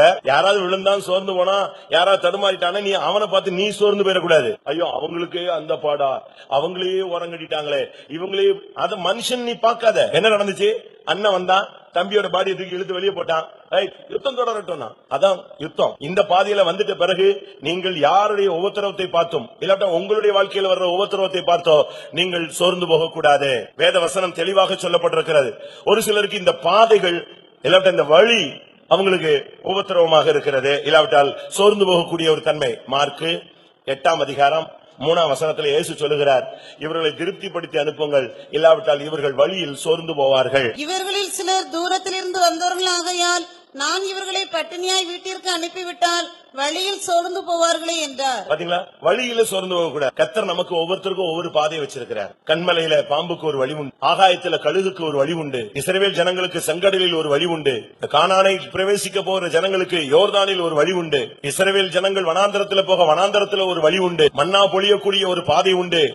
தேவனுக்கு எல்லா இடத்துலயும் ஒரு வழி இருக்கு. ஆனால் இந்த வழியில எனக்கு ஒரு வழி இருக்கும், நான் சியோனுக்கு தான் போறேன். ஆனா அதே நேரத்தில் சியோனுக்கு போகிற இன்னொருத்தருக்கு இன்னொரு விதமான வழி இருக்கும். எருசலேமுக்கு போகிறதுக்கு எத்தனையோ வழிகள் உண்டு. இந்த வழிகளிலே கர்த்தர் ஒவ்வொரு பாதையில நடத்தும். ஒரு சிலருக்கு வறுமை, ஒரு சிலருக்கு தரித்திரம், ஒரு சிலருக்கு ஆசீர்வாதம், ஒரு சிலருக்கு பலவீனம், ஒரு சிலருக்கு நல்ல ஆரோக்கியம், ஒரு சிலருக்கு உயர்வு, ஒரு சிலருக்கு தாழ்வு, ஒரு சிலருக்கு கனவீனம், ஒரு சிலருக்கு கனம், ஒரு சிலருக்கு புகழ்ச்சி, ஒரு சிலருக்கு இகழ்ச்சி. எந்த பாதையிலாவது உன்னை கொண்டு போறதுக்கு ட்ரை பண்ணுவார். அது உன்னை குறித்த தேவனுடைய திட்டம் எப்படி இருக்கோ அந்த பாதையில கொண்டு போவார். அந்த வழியில நீ சோர்ந்து போக கூடாது. நீ மத்தவங்க வழியை என்ன செய்யக்கூடாது, பார்க்க கூட. மத்தவங்க வழிகளை நீங்க பாக்குற வேலையே வைக்க கூடாது. மத்தவங்களை நீங்க பாத்தீங்கன்னு சொன்னா ரொம்ப கஷ்டம். மற்றவங்களை பார்க்கும்போது உங்களுக்கு பிரச்சனை தான். எந்த சூழ்நிலையிலும் உங்களுக்கு விரோதமாய் ஒரு பொல்லாத வல்லமை எழுந்தி கொண்டு இருக்கும். நீங்க எந்த பாதையில இருந்தாலும் உங்களுக்கு ஆப்போசிட்டா ஒரு வல்லமை இருக்கும் உங்களை சோர்ந்து போக வைக்கிறது.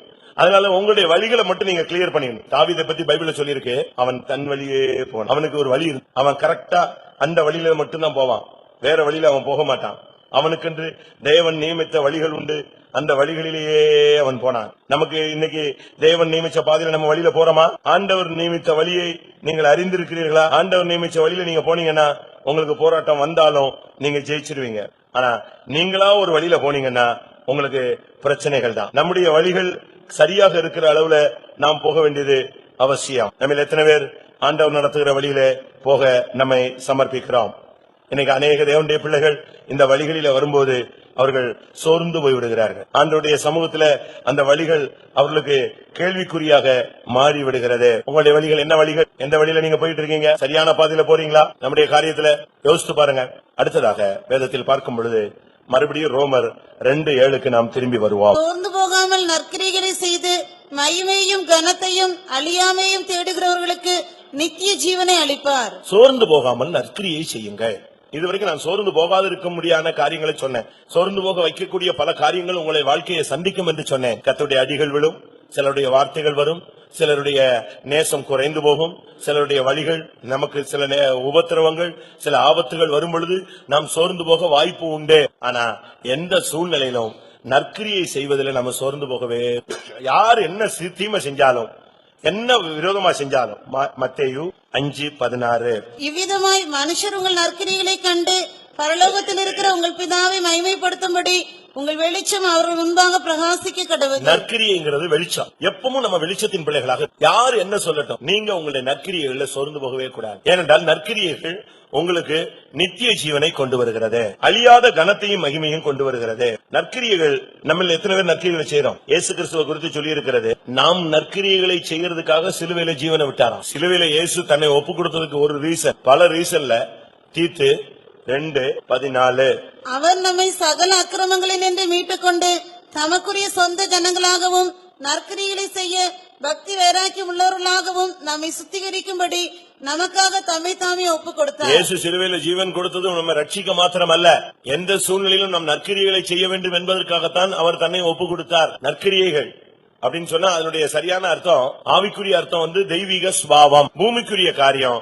மத்தவங்களுக்கு நம்ம நற்கிரியைகளை செய்ய வேண்டும். அப்போஸ்தலர் நடபடிகளை பாத்தீங்கன்னு சொன்னா அந்த தபித்தாளை குறித்து சொல்லி இருக்கிறது, அவர் நற்கிரியைகளை செய்து வந்தாள். அப்போஸ்தலர் 9:36 யோப்பா பட்டணத்தில் கிரேக்க பாஷையிலே தொர்க்காள் என்று அர்த்தம் கொள்ளும் தபித்தாள் என்னும் பெயருடைய ஒரு சீஷி இருந்தால் அவள் நற்கிரியைகளையும் தர்மங்களையும் மிகுதியாய் செய்து கொண்டு நீங்க மற்ற விசுவாசிகளுக்கு நற்கிரியைகள் செய்றீங்களா? ஊழியத்துக்கு நீங்க நற்கிரியைகள் செய்றீங்களா? சபைக்கு நீங்க நற்கிரியைகள் செய்றீங்களா? உங்களுடைய குடும்பத்துக்கு நல்ல கிரியைகள் செய்றீங்களா? நீங்களே யோசிச்சு பாருங்க. நற்கிரியைகள் என்பது ஒரு விதத்துல கிரியைகள், மற்றொரு விதத்துல சுபாவம். நற்கிரியைகளில் சோர்ந்து போகாத, அப்படி நான் அந்த செஞ்சேன் இந்த செஞ்சேன் இதெல்லாம் சொல்லி சொல்லி காட்டாதீங்க. சொல்லி காட்டினா போயிருச்சுன்னு அர்த்தம், முடிஞ்சு போச்சுன்னு அர்த்தம். சொல்லிட்டீங்கன்னா அதுக்கு பிரதிபலன் உங்களுக்கு கிடையாதுன்னு அர்த்தம். கிடைச்சாலும் அது பூமியிலேயே கிடைச்சு கணக்கு க்ளோஸ் பண்ணிடுவார்னு அர்த்தம். அதனால நீங்கள் செஞ்ச நற்கிரியைகளை பிதா காணட்டும், ஆண்டவர் பார்க்கட்டும், நீங்க செஞ்சது சரியா தவறா. சுவாபம் என்று சொல்லும் பொழுது நற்கிரியையுடைய அர்த்தம் மன்னித்தல். சோர்ந்து போகாமல் மன்னிக்கணும். ஒருத்தன் கேக்குறான், ஒரே நாள்ல ஒரு சகோதரன் எனக்கு 7 தரம் தப்பு செஞ்சுட்டானா அவனை திருப்பி திருப்பி மன்னிக்கணுமா அப்படிங்கிறான். ஏசு என்ன சொன்னாரு? 7 தரம் அல்ல 70 தரம் மன்னிச்சுக்கிட்டே இருந்தேன். எத்தனை பேர் மன்னிப்போம்? இன்னொரு சுபாவம் இருக்கு, நம்ம அநேகர் மன்னிச்சுட்டோம் ரொம்ப சிம்பிளா சொல்லிடுறோம். ஆனா என்ன செய்ய மாட்டோம்? மறக்க மாட்டோம், ஃபைல க்ளோஸ் பண்ண மாட்டோம். மன்னிச்சுட்டோம், ஆனா என்ன செய்யாது? மறக்க முடியலையே, அது அப்படியே இருக்கு. ஒரு 2 வருஷம் கழிச்சு லேசா இவங்களை தூண்டி விட்டா போதும், வாயை கிளறி விட்டா போதும், மொத்த கதையை என்ன சொல்லிடுவோம், மறந்துடணும். தெய்வீக சுபாவங்கிறது மன்னித்தல். அடுத்து 2வது மறத்தல். ஆண்டவர் என்ன செய்யறார் தெரியுமா? உன்னுடைய பாவங்களை நான் முதுகுக்கு பின்னாக எரிந்து விட்டேன், சமுத்திரத்தின் ஆழத்தில் போட்டு விட்டேன், இனி நீ தேடியும் காணாதிருப்பாய். அதுதான் தேவன் சொல்றது. தேவன் ஒரு காரியத்தை மன்னிச்சிட்டாருன்னா அதை மறந்துடுற. அதனாலதான் மறுபடியும் நான் உன்னை நேசிக்கிறேங்கிறாரு, மறுபடியும் அபிஷேகம் கொடுக்கிறாரு, வல்லமை கொடுக்கிறாரு, அல்லேலூயா சொல்லிட்டு நம்ம எழுப்பி போயிடுறோம். அப்ப காரணம் என்னன்னா தேவன் நினைச்சிட்டாரு, மன்னிச்சிட்டாரு, மறந்துட்டாரு. தேவனுடைய சுபாவம் நற்கிரியைனா சுமக்கிறது, மன்னித்தல், மறத்தல், சுமத்தல், சகித்தல், நேசித்தல். சரி மன்னிச்சிட்டீங்களா அப்படின்னா நீங்க அவங்க கூட போகணும். மன்னிச்சுட்டானா கூட எல்லாம் என்ன செய்ய முடியாது, வர முடியாது, முத்தெல்லாம் கொடுக்க முடியாது, ஒரே பிளேட்ல சாப்பிட முடியாது, ஒரே பந்தியில உட்கார முடியாது. இது மன்னித்தலின் அடையாளம் அல்ல. நல்லா புரிஞ்சுக்கணும். மன்னித்தல்ங்கிறது, சரியான மன்னித்தல்ங்கிறது மறத்தல். மறுபடி அதே மாதிரி என்ன செய்யணும், நம்ம இப்ப பெந்தேகோஸ்துல இருக்கிறதெல்லாம் என்னன்னா பிரச்சனை முடிஞ்சு போச்சா, சரி இனிமே நீ ஆபிரகாம் சொன்னது போல நீ வடக்கே போ, நீ கிழக்க போ, நான் என்ன செய்றேன் மேற்க போறேன். ஏதாவது பிரச்சனை எல்லாம் பாத்துக்கலாம், நல்லது கெட்டதுன்னா பாத்துக்கலாம். கல்யாணத்துக்கு கார்டு கொடுத்தா வருவேன், இல்லைன்னா வரமாட்டேன். செத்தா சொல்லிவிட்டா வருவேன், இல்லைன்னா வரமாட்டேன். இப்போதைய நவீன பெந்தேகோஸ்தினுடைய மன்னிப்பின் பூர்ணம் இப்படித்தான் இருக்கு. ஆனா பைபிள் என்ன சொல்லுது தெரியுமா, மன்னிச்சுட்டா மறந்துரு. மறந்துட்டா அவன் 1 மைல் உன்னைய வர கூப்பிட்டா எத்தனை மைல் போ, 2 மைல் போ. அவன் 1 நேரம் சாப்பாடு கேட்டு கூப்பிட்டான்னா நீ 2 நேரம் உட்கார்ந்து என்ன செய்ய, சாப்பிடு. அப்படித்தானே? உங்களால மன்னிக்க முடிஞ்சுதா? நற்கிரியைகள். மனுஷர் உங்கள் வெளிச்சத்தை கண்டு தேவனை மகிமைப்படுத்த வேண்டும். நம்ம எத்தனை பேர் நற்கிரியைகளை செய்கிறோம்? நற்கிரியை சோர்ந்து போகாமல் நற்கிரியைகளை செய்கிறவர்களுக்கு கனத்தையும் மகிமையையும் அழியாமையையும் நித்திய ஜீவனையும் கர்த்தர் செய்வார், அளிப்பார். எத்தனை மருமகன்மாரெல்லாம் மாமியார் வீட்டுக்கு போறீங்க, செத்தா போலாம். அப்படித்தானே? ஒருத்தன் வந்து ரொம்ப என்கிட்ட அழுதான். என்னன்னு கேட்டேன், எங்க மாமனார் செத்து போயிட்டாரு. ஏன்னா மாமனார் செத்துக்கு இவன் ஏன் அழுகுறான் எனக்கு? ஏன்னா மாமனார நான் நிக்கும் போதே வெளியே போடா அப்படின்னு சொன்ன அழுவேன். இவன் இன்னைக்கு எப்படி அழுகுறான் அப்படின்னு எனக்கு ஒரு டவுட் வந்துச்சு. என்ன விஷயம்? இல்ல அது வந்து ரொம்ப கஷ்டமா இருந்துச்சு, அவர்கிட்ட ஒப்புரவாகல நானு, அவர் செத்து போயிட்டாங்க. நான் சொன்னேன் இத்தனை வருஷம் உயிரோட இருந்தாரு, நீ என்ன செய்யல, ஒப்புரவாகல. செத்து போன பிறகுதான் உனக்கு என்ன வருது, ஒப்புரவாகணும். சரி சாவுக்காவது போனியா அப்படின்னு, அதுவும் போல. கடைசியில் இவன் சாவு எப்படி நடந்துச்சுன்னு சொல்லக்கூடாது. இவனும் செத்து போயிட்டான். நீ எந்த அளவின்படி அளக்கிறாயோ இவன் சாவுக்கு அவன் மனைவி வரல. எப்படி ஆண்டவர் வந்து கரெக்டா கிளியர் பண்றாரு. அப்சலோம் 10 பேரோட பாவம் செஞ்சான். கத்தர் கர்வாலி மரத்துல தொங்க விட்டு 10 பேரை வச்சு அடிச்சு சாவடிச்சாரு. நீ என்ன செய்யறியோ, எந்த அளவின்படி அளக்குறியோ அந்த அளவின்படி உனக்கு என்ன செய்யப்படும். இவன் மாமனார் சாவுக்கு போகல, இவன் சாவுக்கு சொந்த மனைவியே. இப்படிதான் வரும். நம்ம மன்னித்தல் மறத்தல்னா என்ன? நான் அவனுக்கு ஒரு நாள் சொல்றேன், எப்பா மோசையினுடைய மாமனார் சொன்னதை மோசை அப்படியே கேட்டிருக்கான், அவன் தான் பக்தன் அப்படின்னு. உடனே இவன் என்கிட்ட சொல்றான், எனக்கு மோசையின் மாமனார் மாதிரி மாமனார் அமையல அப்படின்னா. ஐயப்பா இவன் தெளிவா இருக்கான். அவன் சொல்றான், எனக்கு வச்ச மாமனார் யார மாதிரி வைக்கல, மோசையின் மாமனார் மாதிரி வைக்கல. இப்படி எல்லாம் கேட்கிற ஆளுங்க இருக்கிறாங்க. கடைசியில பாருங்க, இவன் பரலோகத்துக்கு போனானா இல்லையானே தெரியாது. அடக்கத்துக்கு ஊழியக்காரங்க வர்றதுக்கு பயங்கர கொஸ்டின் ஆகி, அடக்கம் பண்ணலாமா வேண்டாமா, இவன் அடக்கத்துக்கு போகணுமா வேண்டாமான்னு சொல்லி சீப்பாஸ்ட கேட்டு, பெர்மிட் கொடுக்குறீங்களா, இவன் செத்து போயிட்டான் நாரி கிடக்குது அடக்கம் பண்ணலாமான்னு கேட்டு சீப்பாஸ் இறக்கம் பாராட்டி ஏதாவது ஒரு பாஸ்டர் போய் தூக்கி போடுங்க அவனை அப்படின்னு சொன்னாங்க. இதான் முடிவு. ஒப்புரவாகலன்னு சொன்னா தேவன் உன்னோடு ஒப்புரவாக மாட்டார். நீ ஒப்புரவாகலன்னா தேவன் உன் விஷயத்துல காம்ப்ரமைஸ் பண்ண மாட்டார். சோர்ந்து போகாமல் நற்கிரியைகளை செய். இந்த பகையும் வைராக்கியமும் இதையும் வச்சுக்கிட்டு மன்னிச்சுட்டேன்னா மறந்தால் அவனோட ஒப்புரவாகும். சரியான விதத்துல கிளியர் ஆகும். அந்த கசப்பான வேற என்ன செய்யுங்க, பிடுங்குங்க. நீங்க வெட்டி விட்டுட்டு இருக்காது. கசப்பான வேற என்ன செய்யுங்க, பிடுங்குங்க. மன்னித்தல், மறத்தல், சுமத்தல், சகித்தல், நேசித்தல், உடன் செல்லுதல், கலந்து கொள்ளுதல், இதுதான் நற்கிரியை. மனுஷர் உங்கள் நற்கிரியைகளை கண்டு உங்கள் பிதாவாகிய தேவனை என்ன செய்யணும், மகிமைப்படுத்தணும். இந்த நற்கிரியைகளை செய்கிறதுக்கு தான் இயேசு தன்னை சிலுவையிலே ஒப்பு கொடுத்தார். அடுத்ததாக கலாத்தியர் 6ஆம் அதிகாரம் 9ஆம் வசனம். நன்மை செய்கிறதில் சோர்ந்து போகாமல் இருப்போமாக, நாம் தளர்ந்து போகாதிருந்தால் ஏற்ற காலத்தில் அறுப்போம். நன்மை செய்கிறதிலையும் சோர்ந்து போகக்கூடாது. இந்த ரெண்டுமே அண்ணன் தம்பி மாதிரிதான். நற்கிரியை, நன்மை ரெண்டுமே சகோதரத்துவம் வாய்ந்தது. நன்மைக்கு இன்னொரு பெயர் நற்கிரியை, நற்கிரியைக்கு இன்னொரு பெயர் நன்மை. ஆனா இதுல கொஞ்சம் வித்தியாசம் இருக்கு. இந்த நன்மைன்னு சொல்லுகிறது உதவியை காண்பிக்கிறது. நன்மைங்கிறது என்னது, உதவி. நன்மை செய்கிறதுல சோர்ந்து போகக்கூடாது. ஒருத்தனுக்கு ஹெல்ப் பண்றான், அவன் நன்றி இல்லாட்டானோ நீங்க நன்றி திருப்பி அவனுக்கு என்ன செய்யணும், நன்றி நீங்க நன்மை செய்யணும். இப்ப பாருங்க, நம்ம எவ்வளவோ ஆண்டவர்ட்ட வாங்கி இருக்கிறோம், நம்ம எல்லாரும் நன்றி செலுத்திட்டுமா? திருப்பியும் கேட்கிறோமே, திருப்பி என்ன செய்யறாரு அவரு? கொடுக்கிறாரா கொடுக்க மாட்டேங்கிறாரா? கொடுக்கிறாரு. சில பெற்றோர்கள்ட்ட மனைவி மாதிரி சொல்லுவாங்க, புருஷன் சொல்லுவாங்க, அவனுக்கு அதை வாங்கி கொடுக்காதீங்க, அதை வாங்கி கொடுத்தா பிரச்சனை. அவர் வாங்கி கொடுப்பாரு, அவன் அதை உடைச்சு நாசம் பண்ணிடுவான். சொன்னெல்லாம் வாங்கி கொடுக்காதீங்க, திருப்பி கேட்பான், இவர் வாங்கி கொடுப்பாரு. அவர் யாரு? தகப்பன். அப்ப நாம எத்தனையோ காரியங்களை நம்ம தேவனுக்கு விரோதமா செயல்படுறோம். ஆனா தேவன் நமக்கு நன்மை செஞ்சுட்டு இருக்காரு, திரும்ப திரும்ப செஞ்சுக்கிட்டே தான் இருக்காரு. செய்யலையா? உண்மையாகவே எனக்கு நான் எவ்வளவோ தீமை செஞ்சும் தேவன் எனக்கு நன்மை செய்தாருன்னு சொல்றவங்க கரங்களை உயர்த்தி அல்லேலூயா சொல்லுங்க. அதான் உண்மை. ஆவிக்குரிய ஜீவியத்துல நமக்கு எவ்வளவோ தேவன் நன்மை செய்தார். ஆண்டவர் சோர்ந்து போகிறதே இல்ல. ஆண்டவர் தன்னுடைய ஒவ்வொரு காரியத்திலும் எந்த சூழ்நிலையிலும் சோர்ந்து போகிறதே இல்ல. இஸ்ரவேலின் தேவன் அவர் சோர்ந்து போகாமல் கிரியை செய்கிறார். அவர் அந்த விஷயத்துல இளைப்படைவதும் இல்லை, சோர்ந்து போகிறதும் இல்ல. நம்முடைய ஜீவியத்தில் நம்ம எத்தனை பேர் இந்த நன்மை செய்கிற காரியங்களை செய்து சொல்லி காட்டி நம்ம சோர்ந்து போறோம். நீங்க திரும்ப திரும்ப செஞ்சுக்கிட்டே இருக்கணும். நான் அடிக்கடி சொல்லுவேன் இல்லையா, ஒரு குருவும் சிஷியனும் இருந்தாங்க. ஒரு தேள் தண்ணிக்குள்ள விழுந்துருச்சு. குரு போய் நெஞ்சாரு, தேலை பிடிச்சு வெளியே விட்டாரு. அது தொட்ட உடனே நெஞ்சிருச்சு, ஒரு கொட்டு வாங்கிடுச்சு, அதை விட்டாச்சு. ஒரு 5 நிமிஷம் 10 நிமிஷம் கழிச்சு பார்த்தா இந்த தேலை அங்கங்க சுத்தி திருப்பி எங்க வந்து விழுந்துருச்சு, அதுக்குள்ளதான் விழுந்துச்சு. திருப்பி போய் எடுத்து விட்டாரு, திருப்பியும் கொட்டிருச்சு. கையை உதறிக்கிட்டே இருந்தாரு. சிஷியன் கேட்டான், முதல்ல எதை எடுத்து விட்டீங்க, நீங்களும் புரியாம எடுத்துட்டீங்க, அதுவும் புரியாம கடிச்சிருச்சு. இப்ப ரெண்டாவது அது கொளுத்து போய் உள்ள விழுந்துச்சு, நீங்க ஏன் போய் எடுக்கணும்? அதுதான் கொட்டும் தெரியும்ல, திருப்பி ஏன் எடுக்கணும்? விட்டு தலைவன் சாவட்டும் சொன்னான். அப்ப அவர் சொன்னாரு, அதனுடைய சுபாவம் கொட்டுறது, ஏன் சுபாவம் என்னது? அதை காப்பாத்துறது. அது எத்தனை தரம் கொட்டினாலும் நானும் நீங்களும் எத்தனையோ தரம் சேற்றில் விழுகிறோம். பன்றி, கழுவப்பட்ட பன்றி மறுபடியும் சேற்றில் விழுகிறது போல நினைச்சோம், விழுந்து புரளுகிறோம்.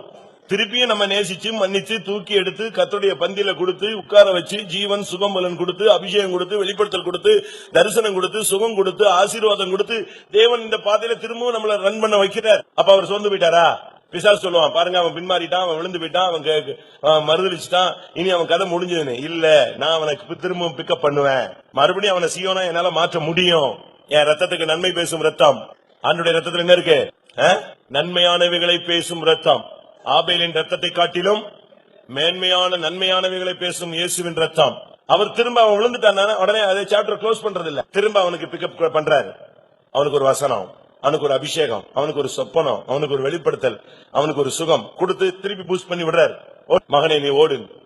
திரும்பவும் நம்ம என்ன செய்யறோம்? கொஞ்ச நாள் கழிச்சு பார்த்தா ஒரே எழுப்புதல், ஊழியம், அல்லேலூயா வந்துடுறோம். ஏன்? அவர் நமக்கு நன்மை செய்யறதில் அவர் என்ன செய்யறது இல்ல, சோர்ந்து போகிறதே இல்ல. அப்ப அவருடைய பிள்ளைகளாகி நாம் சோர்ந்து போலாமா? நாம் சோர்ந்து போகவே கூடாது. யாரு என்ன சொன்னாலும் நீங்க இந்த உதவி செய்யறதை நிறுத்தக்கூடாது. நம்ம எத்தனை பேர் உதவி செய்யறோம்? எத்தனை பேர் நம்ம மற்றவங்களுக்கு உதவி செய்யறோம்? உதவி செய்யறோமா?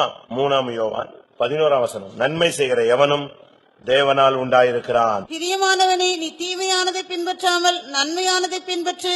நன்மை செய்கிறவன் தேவனால் உண்டாயிருக்கிறான். பாத்தீங்களா? நன்மை செய்கிறவன் தேவனால் உண்டாயிருக்கிறான். நீ நன்மை செய்தால் நீ தேவனால் உண்டானவன். நீ நன்மைக்கு தீமை செய்தால், நன்மை செய்யாமல் போனால் நீ பிசாசினால் உண்டானவன். நன்மை செஞ்சுட்டு நீ தேவனால் உண்டானவன், நன்மை செஞ்சுக்கிட்டே இருப்பான். ரோமர் 15:26. மக்கதனியாவிலும் அகையாவிலும் உள்ளவர்கள் எருசலேமில் உள்ள பரிசுத்தவான்களுக்குள்ளே இருக்கிற தரித்திரத்துக்காக சில பொருள் சகாயம் செய்ய விருப்பம் கொண்டிருக்கிறார்கள். பொருள் மற்றவங்களுக்கு பொருள் சகாயம் செய்யுங்க, பண சகாயம் செய்யுங்க, உதவி செய்யுங்க, அது தப்பே கிடையாது. அது முஸ்லீம், மற்றவங்க, மற்ற சபை அப்படின்லாம் நான் பிரிவினை சொல்றதில்ல. எல்லாரும் மனிதர்கள் தான். எனக்கு தெரிஞ்சு நம்ம சபைக்கு ஒரு கேர்ள் புருஷா வந்தா, அவங்க அம்மா பாத்திரங்கள் ஒரு வேலை செய்யறாங்க. புருஷன் விட்டுட்டு போயிட்டாரு. இந்த பிள்ளைகளை படிக்க வைக்கணும்னு அந்த அம்மா பாத்திரம் கழுவுது. இந்த பிள்ளை 3 வருஷம் படிச்சுட்டா. அதுக்கு பிறகு அவங்களுக்கு இவ்வளவு படிக்க வைக்க முடியல. நீ ஏதாவது வேலைக்கு போனா கொஞ்சம் சாப்பிடலாம். ஆனா அந்த பிள்ளைக்கு படிக்கணும்னு ஆசை. ஃபீஸ் கட்டுறதுக்கு என்ன கிடையாது, வசதி கிடையாது. ஆனா இந்த கூட படிச்ச பிள்ளைங்க, நம்ம சபை இல்ல மற்ற சபை பிள்ளைங்க எல்லாம் சேர்ந்து அதுங்களுக்கு ஃபீஸ்ல கிடைச்ச காசுல கொஞ்சம் கொஞ்சம் மிச்சத்தை எடுத்து எல்லா பிள்ளைகளையும் போட்டு எந்த பிள்ளைய படிக்க வச்சாங்க? இந்த பிள்ளைய படிக்க வச்சதுங்க. அதுல ஒரே ஒரு பிள்ளை மட்டும் நம்ம விசுவாசி பிள்ளை. அவ திருப்பி அந்த பிள்ளைய அழகா நம்ம சபைக்குள்ள நிஞ்சிட்டா, கைட் பண்ணி கொண்டு வந்துட்டா. அது பிறகு நான் கொஞ்ச நாள் படிக்க வச்சேன். இன்னைக்கு பாருங்க, அந்த பிள்ளை அழகா அடுத்து எம்ஃபில் அழகா முடிச்சது. இப்போ ஒரு காலேஜ்ல ஒர்க் பண்ணுது. அன்னைக்கு அந்த பிள்ளைய அந்த கூட படிக்கிற பிள்ளைங்க எல்லாம் ஆளுக்கு 300 ரூபாய் 400 ரூபாய் போட்டு படிக்க வைக்காம போயிருந்தா இந்த பிள்ளை இன்னைக்கு ஒரு 2000 ரூபாய் சம்பளத்துல என்ன செய்வா? வேலை பார்த்து காலத்துக்கும் இவ்வளவுதான். ஆனா இன்னைக்கு பாருங்க காலேஜ்ல லெக்சரர் லெவலுக்கு வந்ததுக்கு காரணம் இந்த பிள்ளைங்க எல்லாம் செஞ்ச உதவிகள். யாரு பெற்ற பிள்ளைகள் எல்லாமோ உதவி செஞ்சது. அப்போ ஒரு ஹெல்பிங் மென்டாலிட்டி நமக்கு எல்லாருக்கும் வேணும். நம்ம என்ன நினைக்கிறோம், தசமம் கொடுத்துட்டோம் சிபிஎம் சபையில, அதனால டைரக்டா சீட்டு கொடுத்துருவாரு. கொடுக்க மாட்டாருங்க. அது அப்படி கிடைக்காது. நாம் சரியா செய்யணும். சரி, உங்களுக்கு மத்தவங்களுக்கு உதவி செய்ய முடியலையா? விசுவாசிகளுக்கு ஹெல்ப் பண்ணுங்க. ஏழைப்பட்டவங்க எவ்வளவு? கலாத்தியர் 6ஆம் அதிகாரம் 10ஆம் வசனம். ஆகையால் நமக்கு கிடைக்கும் சமயத்திற்கு தக்கதாக யாவருக்கும் விசேஷமாக விசுவாச குடும்பத்தார்களுக்கும் நன்மை செய்ய கடவோம். அதான் நன்மை செய்கிறது. நன்மை செய்யறதுன்னா உதவி. யாவருக்கும் விசேஷமாக விசுவாச குடும்பத்தாருக்கும் நன்மை செய்ய கடவோம். நாங்க அப்படி செய்யறோமா? எனக்கு தெரிஞ்சு ஒரு பெரிய பணக்காரர் இருக்காரு, நல்ல ஒரு விசுவாசி, சபைக்கு ரொம்ப இந்த இடத்துல இல்ல இன்னொரு இடத்துல ரொம்ப தாங்கக்கூடிய மனுஷன். அவரு தன்னுடைய சாட்சியை பத்தி சொல்றாரு. ஆரம்ப காலங்கள்ல எங்க வீட்டுல சாப்பாடு கிடையாது. ஸ்கூல் முடிஞ்சு வந்தா எங்க அம்மா என்ன பண்ணுன்னு தெரியாம பக்கத்து வீட்டுல கூட்டு போய் ஏதாவது இருக்கான்னு சொல்லுவாங்க. அவங்க ஏதாவது கொடுத்தாங்கன்னா, பழசோ கொடுத்தாங்கன்னா நாங்க சாப்பிட்டு எங்க ஓடிடுவோம். அந்த வீட்டுல உள்ள சாப்பாடை சாப்பிட்டு தான் நாங்க வளர்ந்தோம். இப்படி எல்லாம் ஹெல்ப் பண்ணி இங்கேயே நாசரேத்திலேயே ஊழியத்துக்கு இருந்த ஒரு டீம், அவங்க நாகர்கோவில் இருக்கும்போது வைத்தம் பிள்ளைகளா இருந்திருக்காங்க. வைத்தம் பிள்ளைகளா காலையில ஒண்ணுமே இருக்காது, என்னத்தையும் ஒரு கஞ்சி கிஞ்சி கொடுத்து அந்த பிள்ளைகளை, ஏன்னா அம்மா அப்பா ஊழியத்துல இருக்காங்க, பிள்ளைங்க எல்லாம் படிக்குது, அதுங்களை ஸ்கூலுக்கு அனுப்பிடுவாங்களாம். இந்த சிஸ்டர்ஸ் விசிட்டிங் போற இடத்துல அங்க ஏதாவது யாராவது பிரெட் ஏதாவது பன்னு அப்படி கொடுத்தாங்கன்னா அதை எடுத்து இவங்க எங்க வச்சுக்கிறது? நாங்க ஃபெய்த்தம்ல போய் சாப்பிடுறோம் அப்படின்னு எடுத்து வச்சுக்கிறது. எடுத்து நேர கொண்டு வந்து இந்த பிள்ளைங்க 12 மணிக்கு எங்க வந்துரும்? ஸ்கூல் முடிஞ்சு வீட்டுக்கு வரும். வீட்டுக்கு வந்தா ஃபெய்த்தம் தான் வீடு. ஏன்னா அம்மா அப்பா நாசரத்துல ஊழியம் செஞ்சாரு, அம்மாவும் நாசரத்துல ஊழியம் செஞ்சாங்க. அப்ப அந்த பிள்ளைங்க அங்க படிக்குது. என்ன பண்றது? மத்தியானம் அந்த பிள்ளைங்க வந்துட்டு சாப்பிட்டு போகணும் ஸ்கூலுக்கு. ஃபெய்த்தமுக்கு வந்தா ஒண்ணுமே இருக்காது. அதுக்குள்ள இவங்க விசிட்டிங் போய் எங்கேயாவது பிரெட் பண்ணு கிடைச்சதுன்னா அதை நாங்க ஃபெய்த்தம்ல போய் நாங்க சாப்பிட்டு கொண்டு வந்து அந்த பிரெட் பண்ணுங்களை மத்தியானம் வந்த உடனே கொடுத்து தண்ணியை கொடுத்து அனுப்பி விட்டாங்க. அந்த பிள்ளைங்க அப்படி சாப்பிட்டு தான் படிச்சு இன்னைக்கு ஊழியத்தில் என்ன செய்யுது இருக்கிறாங்க. ஆளை சொன்னா கண்டுபிடிச்சிருவீங்கன்னு வச்சுக்கோங்களேன் பழைய ஆளுங்க. எதுக்கு இதை சொல்றேன்னா, அப்படி இல்லாதான் ஒரு சிலருடைய கஷ்டங்கள் தங்கள் அந்த வீட்டுல கொடுத்த பண்ண அதை கிடைச்சி இவங்க சாப்பிடாம, யார் பெற்ற பிள்ளைகளோ கர்த்தருடைய சமூகத்துல பெற்றோர்கள் ஊழியத்துக்கு வந்ததுனால தியாகம் பண்ணி வந்ததுனால அந்த பிள்ளைகளுக்கு கொடுத்து அந்த பிள்ளைங்க இன்னைக்கு சியோனா வந்து நிக்குது. நம்ம எத்தனை பேருக்கு உதவி செய்யறோம்னு யோசிச்சு பாருங்க. நம்ம ஒரு சிலர்லாம் எச்சி கையில எதை ஓட்ட மாட்டான், காக்காவை துரத்த மாட்டான். ஏன்னா அதுல உள்ள சாப்பாடு பருக்கையில நெஞ்சிடும், கீழே விழுந்து அது சாப்பிட்டு போயிரும். லோபியின் எத்தனங்கள் எவ்வளவு கொடூரமானவைன்னு பைபிள்ல இருக்கு. லோபி, கஞ்சன். நமக்கெல்லாம் அப்படி இருக்க கூடாது. முடிஞ்ச அளவு நம்ம மற்றவங்களுக்கு என்ன அளவு உங்களுக்கு உதவி செய்ய முடியுமோ செய்யுங்க. அதுக்காக கடன் வாங்கி உதவி செய்யணும்னு நான் சொல்லல, அது தப்பு, அது பைபிள்லயே ராங். ஆண்டவர் ஒத்துக்க மாட்டாரு. நம்மளால முடிஞ்சதை நம்ம உதவி செய்யணும். பைபிள் அப்படிதான் சொல்லுது. பொருள் சகாயம் செய்ய அவர்கள் விருப்பம் கொண்டிருக்கிறார்கள், யாவருக்கும் உதவி செய்யுங்கள், விசேஷமாக விசுவாச குடும்பத்தாருக்கு என்ன செய்யுங்கள்? உதவி செய்யுங்க. ஒரு நேரத்துல இந்த கரெக்ட் நேரத்துல நீங்க அவங்களுக்கு உதவி செஞ்சீங்கன்னா அது அவங்கள தூக்கி விட்டுரும். நான் அப்படி செஞ்சிருக்கேன் அதெல்லாம் சொன்னா பெருமை மாதிரி இருக்கும், அதனால நான் அநேக காரியங்களை சொல்றது இல்லை. ஏன்னா நாம் செய்ய வேண்டிய கடமை இருக்கு. கர்த்தர் நம்ம நம்பி சொல்லுவார், அவனை இங்க அனுப்புவாரு, நீ அவன் அங்க போனா அவனை பிக்கப் ஆயிடுவான். ஆனா உங்ககிட்ட வந்து அவங்க ஒரு நேரம் ஆகாரமோ ஒரு ட்ரெஸ்ஸோ ஒரு படி ஒண்ணுமே கிடைக்காம போயிட்டாங்கன்னா அப்ப கர்த்தர் உன்கிட்ட கேட்பாரு, நான் கொடுத்த பணத்தை நீ என்ன செய்யல, நீ அவனுக்கு கொடுக்கல, உதவி செய்யல, நீ அவனுக்கு தூக்கி விடல. நான் உன்னைய வச்சு தூக்கி விடுறதுக்கு தான் வச்சிருந்தேன். யோபு சொல்லுகிறார், நான் குருடனுக்கு யாரா இருந்தேன்? கண்ணா இருந்தேன். முடவனுக்கு நான் யாரா இருந்தேன்? காலா இருந்தேன். தாய் தகப்பன் இல்லாத பிள்ளை என் பந்தியில சாப்பிடாம நான் ஒரு நேரம் சாப்பிட்டேன்னா கர்த்தர் அதுக்கு கணக்கு கேட்பாராக. வாசிங்க, நம்ம அப்படியே சாப்பிடுறோம், கதவு பூட்டுறான், யாராவது இப்ப சாப்பிடுற நேரத்துல யாராவது வந்துருவான் பூட்டுன்னு, அப்படிதான் நம்ம செய்யறோம். யோபுனுடைய வாழ்க்கை சும்மா இல்ல, ரெட்டிப்பாய் ஆசீர்வாதம் பெற்றான்னு சொன்னா அவனை ஒரு கதை மாதிரி எல்லாம் வைக்கல கர்த்தர். அவன் வாழ்க்கையில அப்படி வாழ்ந்து காட்டின ஒரு மனுஷன். யோபு 29:15-16. நான் குருடனுக்கு கண்ணும் சப்பானிக்கு காலுமா இருந்தேன், நான் எளியவர்களுக்கு தகப்பனா இருந்து நான் அறியாத வழக்கை ஆராய்ந்து பார்த்தேன். அடுத்து 31:17. தாய் தகப்பன் இல்லாத பிள்ளை என் ஆகாரத்தில் சாப்பிடாமல் நான் ஒருவனாய் சாப்பிட்டது உண்டு. கேக்குறான் பாருங்க, தாய் தகப்பன் இல்லாத பிள்ளை என் பந்தியில சாப்பிடாம நான் ஒரு நேரம் ஒருத்தனா தனியா உட்கார்ந்து கதவு பூட்டிட்டு சாப்பிட்டது உண்டா? யோசிச்சு பாருங்க. நாங்க சின்ன பிள்ளையா இருக்கும்போது வறுமையில சில கஷ்டங்கள்ல இருக்கும்போது சொந்தக்காரங்க வீட்டுக்கு போன போது இப்படி எல்லாம் நடந்திருக்கு. நான் வெளியே உட்கார்ந்து இருந்திருக்கேன், அவங்க எல்லாம் சாப்பிட்டு இருக்காங்க. அப்படிலாம் ஒரு காலத்துல ஒரு பகுதியில நான் பாதியில நானும் என்ன செஞ்சேன், அநேகரும் ஒவ்வொரு விதத்துல நம்ம போயிருக்கிறவங்க நம்மளை விட்டுட்டு உள்ள உட்கார்ந்து சாப்பிடுவாங்க. அது ஒரு காலம். நீங்க எப்படி இருந்தீங்க, நாம எப்படி இருக்கிறோம் யோசிச்சு பாருங்க. நன்மை செய்கிறதில் சோர்ந்து போகாதிருங்கள்னா அவன் எப்படி இருந்தாலும் சரி. பாஸ்டர் பால் இருக்கும்போது ஒரு குடிகாரன் அடிக்கடி போய்த்தான் ஒரு ஃபாதர் அப்படிமான, அப்போ ஏதோ கையில இருக்கிற காசை கொடுத்து விடுவாராம். அவன் நேரம் போய் ஃபுல் தண்ணி அடிச்சுட்டு அடுத்த ரோட்டு வழியா போய்கிட்டே இருப்பான். இதை ஊழியக்காரங்க பாக்குறது. அப்போ அவர் கூட இருந்த அசிஸ்டன்ட் பிரதர் சொன்னா, பாஸ்டர் நீங்க கொடுக்குற காசுல என்ன செய்யறான், சோறு சாப்பிடல பாஸ்டர், என்ன செய்யறான், அவன் குடிச்சிடறான் பாஸ்டர், நம்ம காணிக்க ஜனங்கள் காசு நீங்க வீணாக்குறீங்க, அநியாயமா அவன் சாப்பிட்டு அவன் தண்ணி அடிச்சுட்டு போறான். இவர் சொன்னார், நீ சும்மா இரு அப்படின்ட்டு அடுத்த நாள் வந்து அவங்க கையில திருப்பி நெஞ்சிட்டாரா, காசு கொடுத்து குடிச்சிட்டான். இவங்களுக்கு அவனை எப்படிதான் வராம தடுக்கலான்னு அவன்கிட்ட போய் மோதுறதுக்கு ட்ரை பண்றாங்க. இவரு அதெல்லாம் நீ ஒன்னும் பேசாத, விட்டுரு, அவனை ஒதுக்கி விட்டுருன்றா. என்னடா இப்படி காசை இப்படி வீணாக்குறாரு, நமக்கு இங்க ஃபெய்த்தம்ல கஞ்சி கூட இல்லாம இருக்கு, இவர் கொடுத்துறாரு. அப்ப இவர் சொன்னாரா, கேட்கிற எவனுக்கும் கொடுன்னு இருக்கு, அதைத்தான் நான் செஞ்சுக்கிட்டு இருக்கேன், நீ விட்டுருங்க, யாரும் டிஸ்டர்ப் பண்ணாதீங்க. கொஞ்ச நாள் கழிச்சு பார்த்தா அவன் ரட்சிக்கப்பட்டான். அவன் ரட்சிக்கப்பட்டு கோயில் வந்து உட்காந்து ஞானசானம் எடுக்கிறதுக்கு வந்த போது எல்லா ஊழியக்காரங்களும் முடிச்சு பார்த்தாங்களா, என்னடா இவன் எங்க வந்துட்டான், இவன் ரட்சிக்கப்பட்டான், என்னன்னு. அப்ப பாஸ்டர் சொன்னாராம், பாத்தியா நான் கொடுத்த 10 ரூபாய் எங்க கொண்டு வந்துருச்சு, அவனை எங்க கொண்டு வந்துருச்சு, விடாது, அது ரட்சிப்புக்குள்ள அவனை கொண்டு வந்துருச்சு, விடாது. இயேசு கிறிஸ்துவனுடைய பாதத்துல வந்து அந்த பரிமள தைலத்தை ஒரு பெண்ணு உடைச்சு அப்படி ஊத்திட்டான். இயேசுவினுடைய ரேட் என்ன, இயேசுனுடைய ரேட் என்ன, 30 வெள்ளிக்காசு. யோசேப்பின் ரேட் என்ன, 20 வெள்ளிக்காசு. ஆனா அந்த பெண்ணு உடைச்ச அந்த பரிமள தைலத்தினுடைய ரேட் என்ன, 300 வெள்ளிக்காசு. யூதாஸ் அதை பார்த்துட்டு ரத்தம் கொதிச்சிருச்சு அவனுக்கு. வேகமா ஓடி வந்து, ஏமா இப்படியா பண்றதே, 300 வெள்ளிக்காசை வீணாக்கிட்டே, இங்க வா அப்படின்னு அவளை பிடிச்சு இழுத்துட்டான். அவளை ரொம்ப தொந்தரவு பண்ணவனே ஏசு சொன்னாரு, அவளை வருத்தப்படுத்தாது, அவளை விட்டு.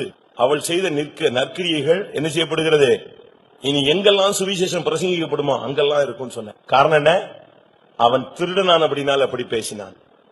ஒரு சிலர் ஊழியத்துல பணம் கொடுக்கறதே இல்ல, நம்ம கொடுத்தா அவங்க கார்ல போறாங்க, அவங்க வேன்ல போறாங்க, அவங்க அழகா சொகுசா இருக்கிறாங்க, அதுக்கு நம்ம வேற யாருக்காவது நம்ம உதவி செய்யலாம். அப்படியா பைபிள் அப்படியா சொன்னது? நான் சொல்றேன், நீ திருடனா இருக்கிறனால அப்படி பேசுறேன்னு அந்த வசனத்தை வச்சு உன்னை கோட் பண்றேன். 300 வெள்ளிக்காசு வீணாயிருச்சான். யாருக்கு கவலை, யாருக்கு கவலை, யூதாசுக்கு கவலை. ஏசு சொன்னார், அவன் கர்த்தருடைய காசு கர்த்தர் அறியாம செலவழியாது. ஊழியக்காரங்களை பத்தி சொல்லியிருக்கு, ஜாதிகளின் செல்வத்தை அனுபவிப்பார்கள். அதுக்கு தான் அவங்க வந்திருக்காங்க. எல்லாத்தையும் விட்டாங்க, அவங்களுக்கு 100 தனியா கிடைக்கும், மறுமையில நித்திய ஜீவன் அவர்களுக்கு கிடைக்கும்.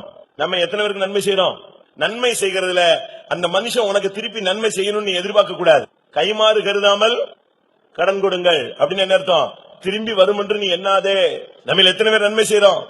நன்மை செய்யறோம், உண்மை, அது ஒத்துக்கிறேன். அந்த நன்மையை சொல்லி காட்டுறோம். ஒரு லிமிட்டுக்கு பிறகு பிரச்சனை வந்துச்சுன்னா இனிமே நன்மை செய்ய மாட்டோம்னு பிரதிஷ்டை அணிஞ்சிடறோம், பண்ணிடுறோம். தப்பு. பைபிள் சொல்லுகிறது, நற்கிரியைகளை செய்வதில் நீங்கள் சோர்ந்து போகாமல் செய்தால் உங்களுக்கு நித்திய ஜீவன் கிடைக்கும். நன்மை செய்கிறதில் நீங்கள் சோர்ந்து போகாமல் இருங்கள். நன்மை செய்கிறதுல நீங்க சோர்ந்து போனீங்கன்னா ஏற்ற காலத்துல நீங்க அறுக்க முடியாது. மறுபடியும் அதே வசனத்துக்கு திரும்பி வருவோம். கலாத்தியர் 6:9. நன்மை செய்கிறதில் சோர்ந்து நன்மை செய்கிறதில் சோர்ந்து போகாமல் இருப்போமாக. நாம் தளர்ந்து போகாதிருந்தால் ஏற்ற காலத்தில் அறுப்போம். நீ நன்மை செய்ய, ஏற்ற நேரத்துல உனக்கு கர்த்தர் அறுக்க உதவி செய்வார்.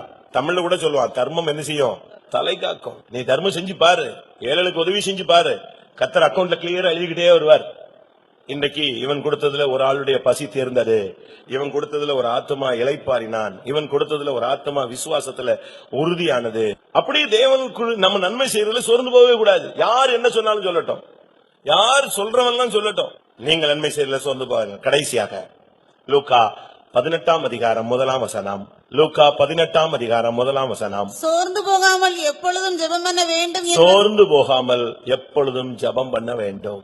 ஜெபத்துல நீங்க சோர்ந்து போகாதீங்க, விடாம ஜெபிங்க, விசுவாசத்தோடு ஜெபிங்க, முழங்கால்ல ஜெபிங்க, உபவாசத்தோடு ஜெபிங்க, விழிப்போடு ஜெபிங்க, பதில் கிடைக்கிற வரைக்கும் ஜெபிங்க, தாழ்த்தி ஜெபிங்க, கண்ணீர் விட்டு ஜெபிங்க, அறிக்கையிட்டு ஜெபிங்க, குடும்ப ஜெபம் பண்ணுங்க, ஒருமித்து ஜெபம் பண்ணுங்க, அதிகாலையில போராடுங்க. நீங்க ஜெபத்துல மட்டும் சோர்ந்து போயிடாதீங்க.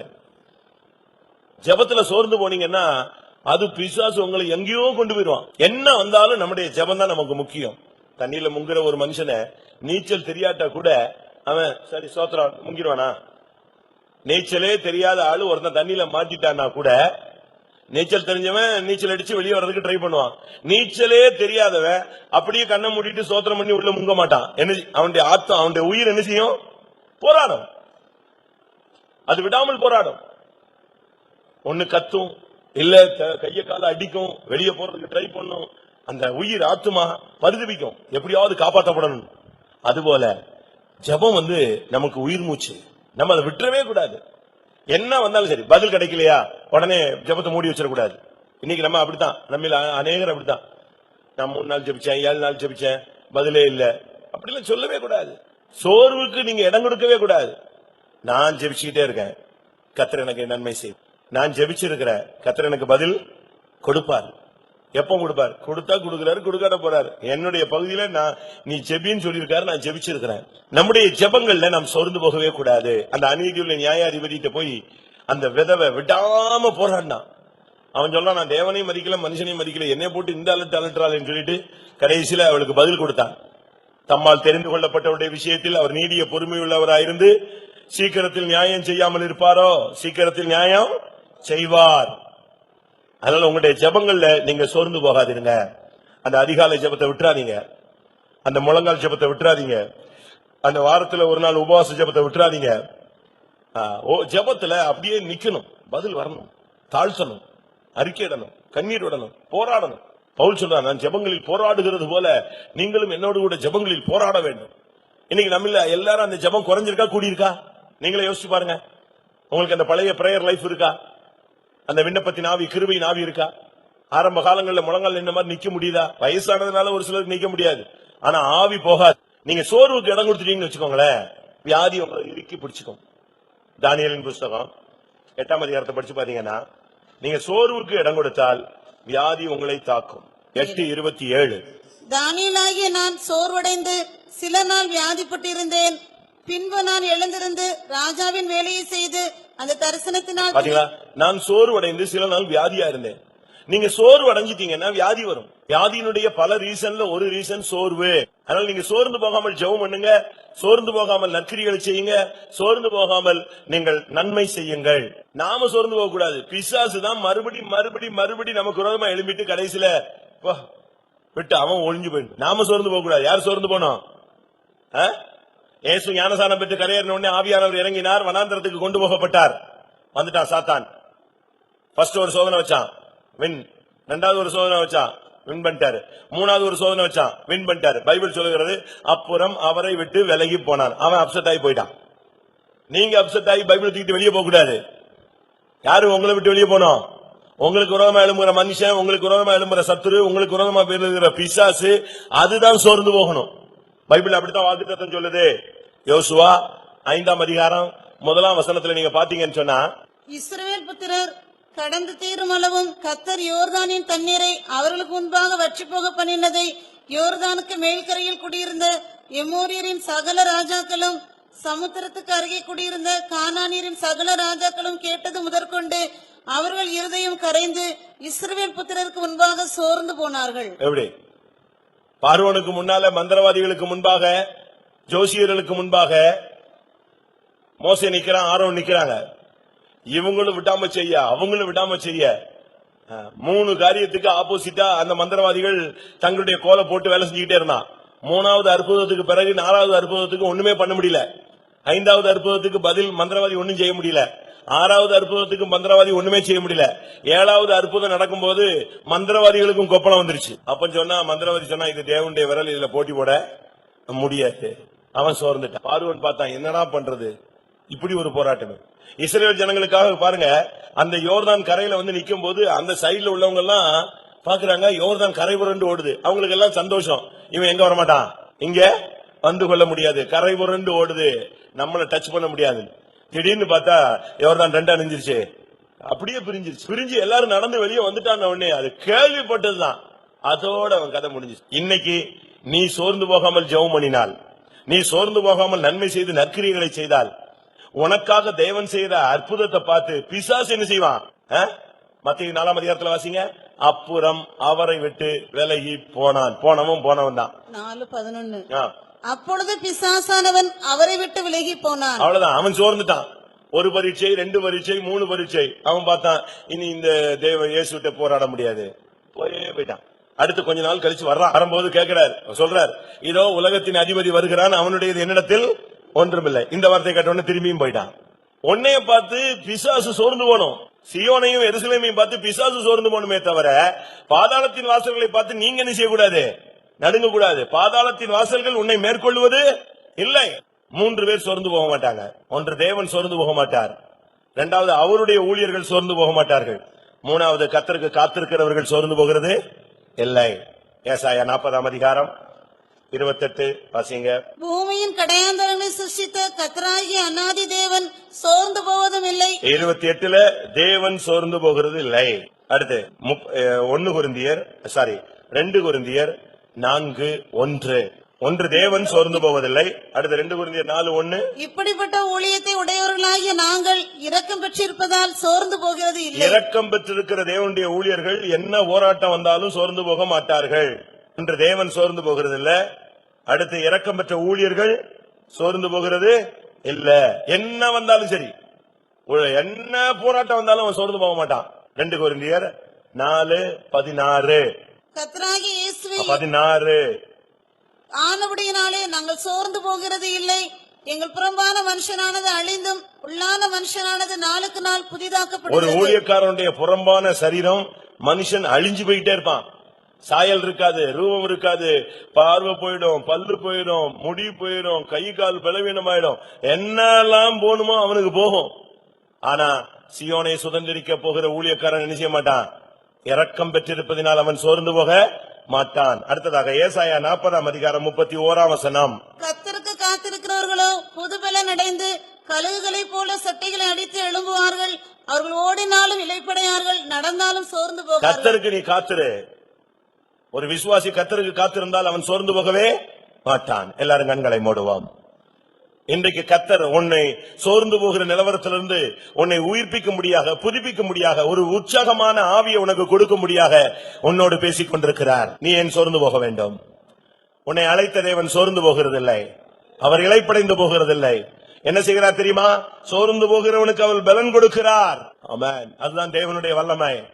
இன்னைக்கு இந்த காலை வேளையில நம்ம எத்தனை பேர் சோர்ந்து போன நிலவரத்துல, விடாய்த்து போன நிலவரத்துல, இளைப்படைந்த நிலவரத்துல, நான் இனி நன்மை செய்ய மாட்டேன், நற்கிரியை செய்ய மாட்டேன், இனி ஜெபிக்க மாட்டேன், இனி இந்த பாதியில நான் ஓட முடியாது என்று எத்தனை பேர் அதிரியப்பட்டு இந்த காலை வேளையில தேவனுடைய சன்னிதானத்துல வந்தீர்கள்.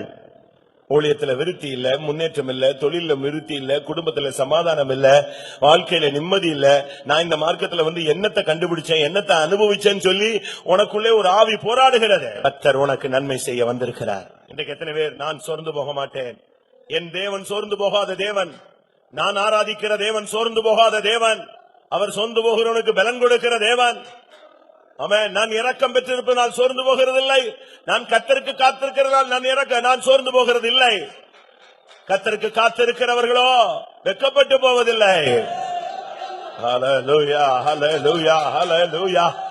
ஆமென், ஆமென், ஆமென், ஆமென், ஆமென். ஆம். எல்லாரும் கொஞ்ச நிமிஷம், ஒரு 5 நிமிஷம் தான் முடிய போகுது. முழங்கால் போடுவோம், கண்களை மூடுவோம். தேவனுடைய கரத்துல சமர்ப்பித்தல் தான் ரொம்ப முக்கியங்க. 1 மணி நேரம் பிரசங்கம் கேட்கறதை விட அந்த 10 நிமிஷம் ஒப்பு கொடுக்கிறது தான் முக்கியம். ஒரு திராட்சை செடியை உழுது நட்டு, அதுக்கு நீர் பாய்ச்சி, உரம் போட்டு, அதை பாதுகாத்து, பராமரிச்சு, கத்தரிச்சு, பழம் எடுத்து, இதெல்லாம் ஒரு போர்ஷன். இதெல்லாம் முடிஞ்சு அந்த ஆலையில வச்சு அப்படியே செக்க ஆட்டி அந்த ரசம் வருது பாருங்க, அதுதான் முக்கியம். அதுபோல நீங்க 1.5 மணி நேரம் பிரசங்கம் கேட்டது முக்கியம் இல்ல, இந்த 5 நிமிஷம் சரண்டர் பண்ணி இருதயத்தை அப்படி பலிபீடத்துல வைக்கிறீங்க பாருங்க, அதான் முக்கியமானது. ஹல்லேலூயா, ஹல்லேலூயா, ஹல்லேலூயா, ஹல்லேலூயா. சத்தியத்தை யாரும் போதிக்கலாம், கிருபை தேவனிடத்திலிருந்து மட்டுமே வரும். ஹல்லேலூயா. முதலாவதாக, நான் இன்றைக்கு சோர்ந்து போன நிலவரத்தில் வந்தேன் என்று யாராவது ஒத்துக்கொள்ளும் நிலவரத்தில் இருக்கீங்களா?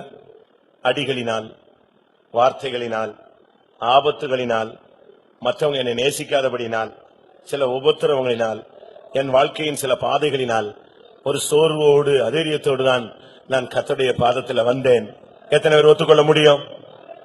அவங்க மட்டும் கைகளை உயர்த்துங்க. கர்த்தர் உன்னோடு பேசி இருக்கிறார். அவர் உன்னை அடிக்கிறார் என்றால் அவர் உன்னை துரத்த அல்ல, உன்னை நேசிக்கிறார். அவர் உன்னை கடிந்து கொள்கிறார், சிட்சிக்கிறார் என்று சொன்னால் அவர் உன்னை நேசிக்கிறார். மனுஷன் உன்னை நேசிக்காவிட்டால் பரவாயில்ல, தேவன் உன்னை நேசிக்கிறார். எத்தனை பேர் என்ன வந்தாலும் நான் சோர்ந்து போக மாட்டேன், இதுவரை சோர்ந்து போனது உண்மைதான், இனிமேல் நான் சோர்ந்து போக மாட்டேன் என்று எத்தனை பேர் தீர்மானிக்கிறீர்கள்? நான் எதிர்பார்த்தது போல நடக்காதபடினால், அநேகர் என்னை வெறுத்தபடினால், நான் நன்மை செய்தும் சரியான விதத்தில் மற்றவர்கள் விளங்கிக் கொள்ளாதபடினால், நான் இனிமேல் நன்மை செய்யக்கூடாது, நற்கிரியை செய்யக்கூடாது, நாம் ஜெபித்து என்ன பலன் என்று நான் அதறியப்பட்டு போன நேரங்கள் உண்டு. கர்த்தர் அதை மன்னிக்க வேண்டும் என்று எத்தனை பேர் சொல்லுகிறீர்கள்? நான் அதறியப்பட்டது தவறு, நான் ஜெபத்தை நிறுத்தினது தவறு, நன்மை செய்யாமல் நான் முடங்கி போனது தவறு. கர்த்தாவே என்னை மன்னியும் என்று எத்தனை பேர் சொல்லுகிறீர்கள்? ஹல்லேலூயா, ஹல்லேலூயா, ஹல்லேலூயா, ஹல்லேலூயா, ஹல்லேலூயா, ஹல்லேலூயா. கர்த்தர் உன்னோடு பேசி இருக்கிறார். ஆமென். உன்னோடு தான் அவர் பேசி இருக்கிறார். என் மகளே, மகளே, நீ சோர்ந்து போகாதே, நான் உனக்கு சத்துவம் கொடுக்கிறேன், நான் உனக்கு பலன் கொடுக்கிறேன், நான் மறுபடியும் ஜெப ஆவி கொடுக்கிறேன், நன்மை செய்ய உன் கரங்களை பலப்படுத்துகிறேன், நற்கிரியைகளை செய்ய உன் முழங்கால்களை பலப்படுத்துகிறேன். ஏன் நன்மை செய்வதில் நீ சோர்ந்து போனாய்? அவர்கள் உன்னை மதிக்கவில்லை, அவர்கள் உன்னை மேன்மைப்படுத்தவில்லை, அதுதானே? அப்படியானால் நீ மனுஷர்கள் உன்னை மேன்மைப்படுத்த, மனுஷர்கள் உன்னை புகழ நீ நன்மை செய்திருக்கிறாய். அப்படியானால் தேவனிடத்திலிருந்து நீ பிரதிபலனை பெற்றுக்கொள்ள இயலாது. நான் நன்மை செய்வேன், எனக்கு இந்த உலகத்தில் புகழ்ச்சி வேண்டாம், நான் நற்கிரியை செய்வேன், நான் எனக்கு என்னை யாரும் மகிழ்ச்சி படுத்த வேண்டாம், என் தேவன் என்னை கண்டால் போதும். ஹல்லேலூயா. நீ நன்மை செய்கிறது யாருக்கும் தெரிய வேண்டாம். ஆமென். நீ உன் வலது கை கொடுப்பது இடது கை அறிய வேண்டாம். ஆனால் தேவன் அதை அறிந்து உனக்கு அழியாத கனத்தையும் மகிமையும் நித்திய ஜீவனையும் கொடுப்பார். எத்தனை பேருக்கு சோர்ந்து போகாமல் ஜெபிக்கிற ஒரு ஜெபாவி தேவை? அந்த கெத்செமனே தோட்டத்தில் கூட அவர் போராடினார், ரத்தமெல்லாம் வேர்வையின் பெருந்துளிகளாய் விழுந்தது. அந்த கடைசி நேரத்திலும் துரோகிகளாகிய நம்மை நினைத்து அவர் ஜெபம் பண்ணினார். எத்தனை பேருக்கு அப்படிப்பட்ட ஒரு ஜெபாவி தேவை? ஆண்டவரே, இரவும் பகலும் ஜெபிக்கிற ஒரு ஜெபாவி தாரும்.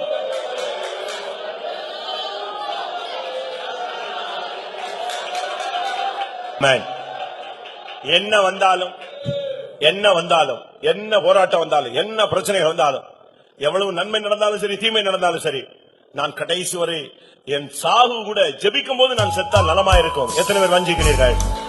ஹல்லேலூயா. ஜெபித்துக் கொண்டிருக்கும் பொழுது என் ஆத்மா உம்முடைய ஆத்மாவோடு இணைந்து விட வேண்டும். ஆமென். இரவும் பகலும் ஜெபிக்கிற ஜெபாவி தாரும். ஆமென்.